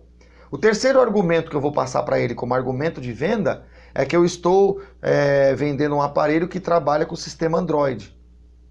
Então ele vai entender que é um sistema operacional, que é um sistema que trabalha no celular, que é moderno. O quarto argumento que eu vou passar para ele é que o meu celular ele tem Wi-Fi. né, ele tem conexão por Wi-Fi. E ele pode trabalhar com 3, 4 e 5G, né? Então, estou mostrando para ele qual é a tecnologia de internet que o meu celular tem. O quinto argumento que eu vou usar para tentar vender esse celular é que o meu celular já vem instalado o aplicativo do Facebook e o aplicativo do Instagram. Então, quer dizer, ele já tem 2 aplicativos aí que o pessoal hoje em dia praticamente está usando. O sexto argumento que eu vou usar para falar para convencer ele para comprar o celular é que o meu celular tem expansão de memória. É um celular que eu posso aumentar a capacidade dele. O sétimo argumento que eu vou dar para ele como convencimento para ele comprar é que o meu celular tem uma câmera boa. É uma câmera de 8 megapixels, né? Então ele vai conseguir tirar foto com qualidade. O oitavo argumento da minha venda é que o meu celular ele tem a princípio um consumo pequeno, um baixo consumo, né? Então o celular gasta pouca bateria. O nono argumento é que o meu Wi-Fi ele funciona bem em campo, quer dizer, ele funciona bem quando eu estou fora do escritório, quando eu estou fora de algum lugar que tenha rede. E o décimo argumento para ele comprar o celular é que ele já vem com o aplicativo de alarme disponível para uso. Então, o que eu estou mostrando para você? O que eu quero passar para esse comprador? Eu quero passar para ele a venda do celular. Eu quero que ele compre o celular. E essas 10 razões que eu levantei aqui, elas são muito bem colocadas para que ele possa fazer a aquisição do celular. Então, a gente vê que existe toda uma argumentação que está sendo feita em prol da venda, né? Em prol de um objetivo único, do objetivo central, que aqui no exemplo que eu estou dando é a venda do celular. E aqui nós vamos entrar então na sexta regra, para que a gente possa organizar estes argumentos. Se você olhar aqui para a lista de argumentos que eu coloquei, você vai perceber que, a princípio, não faz diferença se eu inverter a ordem dos argumentos. A princípio, não faz diferença. Mas, numa pregação e também numa venda, a gente vai começar a perceber que a ordem dos argumentos é que vão também ajudar a fazer sentido aquilo que a gente quer pregar. Então, eu vou mostrar aqui, por exemplo, no quarto argumento e no quinto argumento, não seria interessante eu falar o quinto argumento antes do quarto. Por exemplo, imagine que eu fale do Facebook e do Instagram primeiro e depois eu fale do Wi-Fi, que é 3, 4 e 5G. Se eu faço isso, se eu inverto essa ordem, quando eu falo do Facebook e do Instagram, vai surgir o quê? Uma dúvida no meu comprador. Ele vai perguntar, tá, mas o Wi-Fi pega? O Wi-Fi é bom? Porque o que adianta eu vender para ele que tem Facebook e Instagram se eu não provei para ele que o meu Wi-Fi é bom? Então ele vai ficar numa condição de dúvida. Por isso que eu não posso colocar o quarto argumento depois do quinto. Eu tenho que colocar primeiro o Wi-Fi e depois eu falo do Facebook e do Instagram. Então essa ordem, na hora que eu organizo os argumentos que eu estou dando para ele comprar, essa ordem faz diferença. Porque se eu inverto, como eu falei, né, coloco o Facebook e Instagram primeiro e depois falo do Wi-Fi, vai gerar nele uma dúvida. E o que eu não quero produzir no meu público é dúvida. O que um pregador quer produzir num público é o contrário. O pregador quer produzir fé. Então, se eu não quero gerar dúvida, ou seja, se eu quero realmente produzir fé, né? Porque o comprador natural do celular lá, ele também vai acreditar, é um tipo de fé. Ele vai acreditar que o que eu estou falando para ele é bom, que vale a pena ele comprar. Então, eu tenho que fazer ele acreditar, né? Falando do celular. Então, eu não posso inverter o quarto argumento com o quinto argumento, porque eu vou gerar dúvida. Isso também acontece com o sexto e sétimo argumento. Porque o que adianta eu falar para ele que eu tenho uma câmera de 8 megapixels se ele não sabe se o celular tem memória ou tem condições de expandir a memória para poder guardar as fotos e os vídeos que ele vai fazer? Então não faz sentido eu falar da câmera e depois falar da expansão de memória. Eu tenho que falar primeiro da expansão de memória, nessa ordem, e depois da câmera. Entende isso? E a mesma coisa acontece com o oitavo e o nono argumento. O oitavo argumento fala do baixo consumo. E o nono argumento fala que o Wi-Fi é bom em campo. Agora, o que adianta o Wi-Fi ser bom em campo se a minha bateria dura pouco? Então, eu não vou estar perto de uma tomada para recarregar. Então, eu tenho que falar primeiro o oitavo, para fazer sentido, para depois falar o nono, para não gerar dúvida no meu comprador. Então, nesses 3 exemplos que eu coloquei aqui, né? O quarto e o quinto argumento, o sexto e o sétimo argumento, e o oitavo e o nono argumento, eu dei 3 exemplos de que nós não podemos inverter determinados argumentos. Tem argumento que você tem que falar primeiro. Tem argumento que você até pode inverter, mas tem argumento que você não pode inverter. Então, por exemplo, você está falando de uma história e tem coisas que você vai falar da história de um personagem bíblico que vai te dar base para você falar algo depois. Se você fala esse algo depois primeiro, você já complica o entendimento do teu ouvinte. Então você tem que entender isso, né? Então isso é importante que a gente entenda. Então eu trouxe aqui, irmãos, a terceira regra e a quinta regra, né, que a pregação é expansível e que nós temos que depender do Espírito Santo. E eu quero colocar estas 2 regras dentro de uma pregação real que nós vamos aqui simular, né, que nós vamos apresentar para você, que você vai estar fazendo uso dos argumentos que você tem na mão. Então imagine que você lá fez a sua pesquisa, que você levantou 12 argumentos para levar o convencimento do público através dos argumentos, né, para você falar do objetivo central da pregação. E quando você começa a pregar, o Espírito Santo, ele pode fazer 3 coisas durante a tua pregação. A primeira coisa que o Espírito Santo vai fazer, ele vai ter pontos que você levantou, vai ter argumentos que você pesquisou, que o Espírito Santo vai confirmar. Então você introduz ali a mensagem pelo tópico número 1, pelo argumento de número 1, e o Espírito Santo, a princípio, confirma aquele tópico, né? Ele confirma aquela verdade, e você expressa o tópico número 1 diante do público. Só que quando você chega no tópico número 2, o Espírito Santo te faz entender, ou te leva a expressar, que aquele tópico não é importante que você fale naquele momento. Pastor, mas eu preparei os 12, eu preparei direitinho, eu pedi para Deus, né? Eu fiz toda a minha busca, como ensina lá o Eclesiastes, né? Que o pregador tem que buscar as palavras. Pois é, mas só que Deus, na hora, ele pode descartar algum desses argumentos.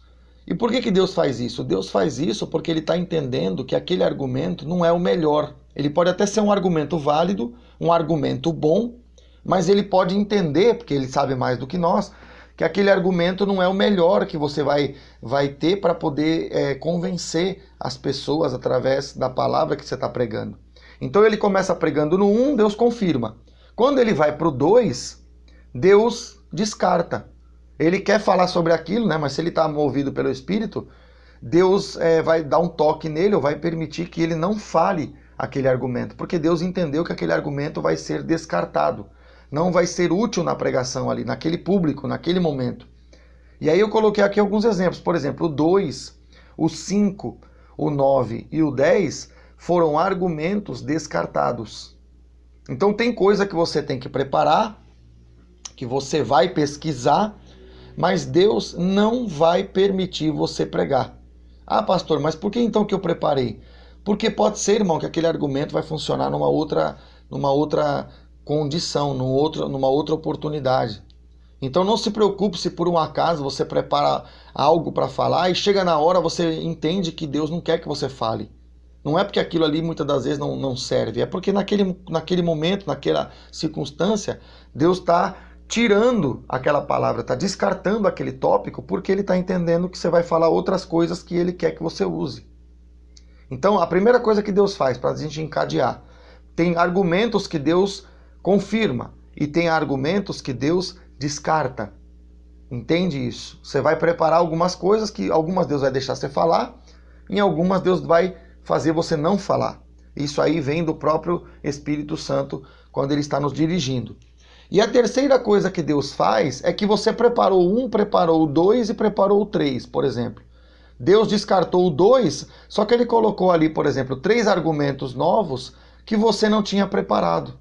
Aí você vai perguntar para mim, tá, pastor, mas então por que eu preparei os 12 se Deus pode me dar o argumento na hora? Porque preparar os 12, irmão, é para você. Preparar os 12 é obrigação sua. Preparar os 12 é trabalho seu, é algo que tem a ver comigo e com você. Agora, se Deus, na hora em que você estiver pregando, na hora que você inicia a pregação, se Deus entender que tem algum desses argumentos que ele quer incluir no meio, se ele, por exemplo, vai apagar o número 5 e vai incluir um argumento ali no lugar. Se Deus quiser fazer isso, Deus tem autonomia para fazer.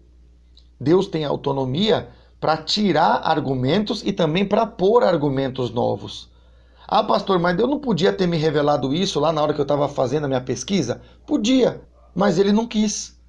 Então tem coisa que Deus vai fazer, não é porque você não pesquisou, porque você não foi um servo obediente. É porque ele, Deus, é maior do que nós, é soberano, e ele tem a liberdade de colocar alguma revelação na hora. Então você tem que fazer o teu papel, faz a tua parte, faz a tua pesquisa, faz a tua busca.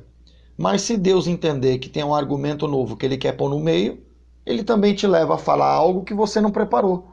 Então, recapitulando para a gente seguir, tem coisas que Deus vai confirmar, tem coisas que Deus vai descartar e tem coisas que Deus vai acrescentar na hora. Então é importante que você entenda isso. A 7ª regra, irmão, para você poder ser um pregador, que Deus vai confiar palavras que vão ter poder na sua vida, é que você tenha postura. Pastor, o que é postura? Postura, irmão, é quando você faz com que a maneira de falar seja parecida com a maneira de se comportar. Por exemplo, você está falando sobre algo que é delicado, né? Então, se a tua emoção ela se manifestar, então significa que aquilo que você está falando está sendo confirmado por aquilo que você está sentindo. Então, tem muita gente que quer colocar emoção na pregação para ver se mexe com o público. Deus está trazendo isso aqui para você meditar comigo. Tem muita gente que quer emocionar as pessoas. Mas Deus não chamou a gente em primeiro momento para emocionar, Deus chamou a gente para pregar. Ah, pastor, mas na pregação a emoção está presente. Verdade. Mas muitas das vezes, irmão, você tá querendo emocionar, mas aquilo que você está falando não está muitas das vezes sendo suportado pela emoção que você está expressando. Então o público pode ser sensível à emoção? Pode. Mas só que aquilo que você fala tem que ser coerente com aquilo que você sente, com a maneira que você se comporta. Então, você está falando de algo trágico, de algo triste, e você não pode estar querendo falar isso de uma maneira que de alguém que está com um semblante que está sorrindo. Né? Não faz muito sentido, e vice-versa. Então Deus está falando que a postura fala da gente passar, né, pela emoção e pelo gesto, pela gesticulação, algo que seja parecido com aquilo que a gente fala. A 8ª regra que o Senhor trazia para nós, para você parar para observar aqui, é a velocidade e os pontos de inflexão. Pastor, o que é isso? A velocidade fala do desenvolvimento da mensagem. Quando você está pregando e você está fazendo o relógio, você está falando o argumento 1, argumento 2, argumento 3, argumento 4, até o último argumento. Você pode fazer isso de uma forma mais rápida e você pode fazer isso de uma forma mais lenta. Só que se você tem uma velocidade mediana e você vai rápido demais, você tende a se atrapalhar no meio da mensagem. Por quê? Porque uma das pessoas que escuta o que você prega é você mesmo. Para você contar uma história para alguém, você não tem que encadear os acontecimentos? Você para conversar com alguém, e aí você está contando uma história e você fala assim, mas o que foi mesmo que eu falei? Aí a pessoa tem que te lembrar para você continuar falando. Por quê? Porque essa pessoa falou muito rápido e ela não conseguiu nem se ouvir. Então, na hora que ela vai falar o argumento seguinte, ela precisa fazer menção ao argumento anterior, mas ela já se perdeu nos argumentos que ela falou. E porque ela se perdeu, ela se atrapalha no desenvolvimento da mensagem. Então, você tem que entender, irmão, que você tem uma velocidade. Você tem uma fluência que é própria tua. Tem pessoas que têm um raciocínio mais rápido E tem pessoas que têm um raciocínio mais lento. Isso não é defeito e nem qualidade que eu estou pondo aqui. Isso é característica de cada um. Então tem gente que vai bem quando ele fala mais pausado. Ele consegue administrar aquilo que ele está colocando para as pessoas de uma forma mais coerente, melhor. Então você tem que respeitar a tua velocidade. E uma outra coisa que está dentro da regra 8 é o ponto de inflexão. Às vezes você fez ali 1, 2, 3, 4, 5, 6, 7, 8, 9, 10, 11, 12. Você colocou os 12 pontos. A princípio, na tua cabeça, você se preparou para gastar, por exemplo, 5 minutos em cada ponto. Né? Você vai falar o ponto 1 com 5 minutos, você vai falar o ponto 2 com 5 minutos, né? Imaginando que você consiga falar os 12, que Deus te permita falar os 12. Só que às vezes você pensa em falar 5 minutos do tópico 1 e Deus te leva a falar somente 1 minuto. E aí quando chega no tópico 3, no argumento 3, né, Deus te leva de 5 para 15. Então aí Deus faz uma inflexão. Ele faz as pessoas refletirem mais naquele tópico do que nos demais. Às vezes você está pregando sobre uma palavra de um versículo, né? Deus está me trazendo assim. E aí você quer falar de outras coisas que você previamente preparou. Só que aí quando você chega no tópico 3, que você ia gastar só 5 minutos, Deus manda você fazer uma inflexão ali, para você parar e fazer as pessoas refletirem com mais detalhes sobre aquele tipo de verdade que Deus está tratando. Então tem coisa que você quer ir mais devagar e Deus vai fazer você ir mais rápido. E tem coisas que você vai desejar ir numa velocidade que você acha correta e Deus vai fazer você gastar mais tempo naquele tópico. Então você tem que entender que essa inflexão, ela é importante para que as pessoas possam entender aquilo que Deus achou importante elas refletirem mais. Então a gente tem que respeitar, né, a velocidade e também a inflexão que Deus nos fará, né, na hora de pregar. Isso é uma coisa que Deus faz na hora e você, a princípio, tem que estar pronto e prestando atenção. E o último e nono ponto, irmão, a nona regra, é a consagração. Né? Deus falava conosco que nós temos que respeitar a nossa vida espiritual da mesma forma ou até mais do que a gente respeita a nossa vida natural. Porque quem não se consagra, quem não dá valor para o ministério, não terá suficiente graça de Deus para poder impressionar e principalmente para trazer a realidade do convencimento que deveria acontecer pelo Espírito Santo sobre as almas. Então, a princípio, irmãos, era isso que eu queria passar para vocês. Nós continuaremos falando acerca de um tema na lição seguinte e nós vamos abordar também uma surpresa aí para você, que nós estamos preparando, segundo Deus já nos mostrou. Nós estaremos ofertando para você uma pequena surpresa dentro da lição que vem, para que você possa também trabalhar e se desenvolver, né, no conteúdo e na arte da pregação. Amém? Então era isso que eu tinha para passar para vocês. Um grande abraço e fiquem todos na paz do Senhor.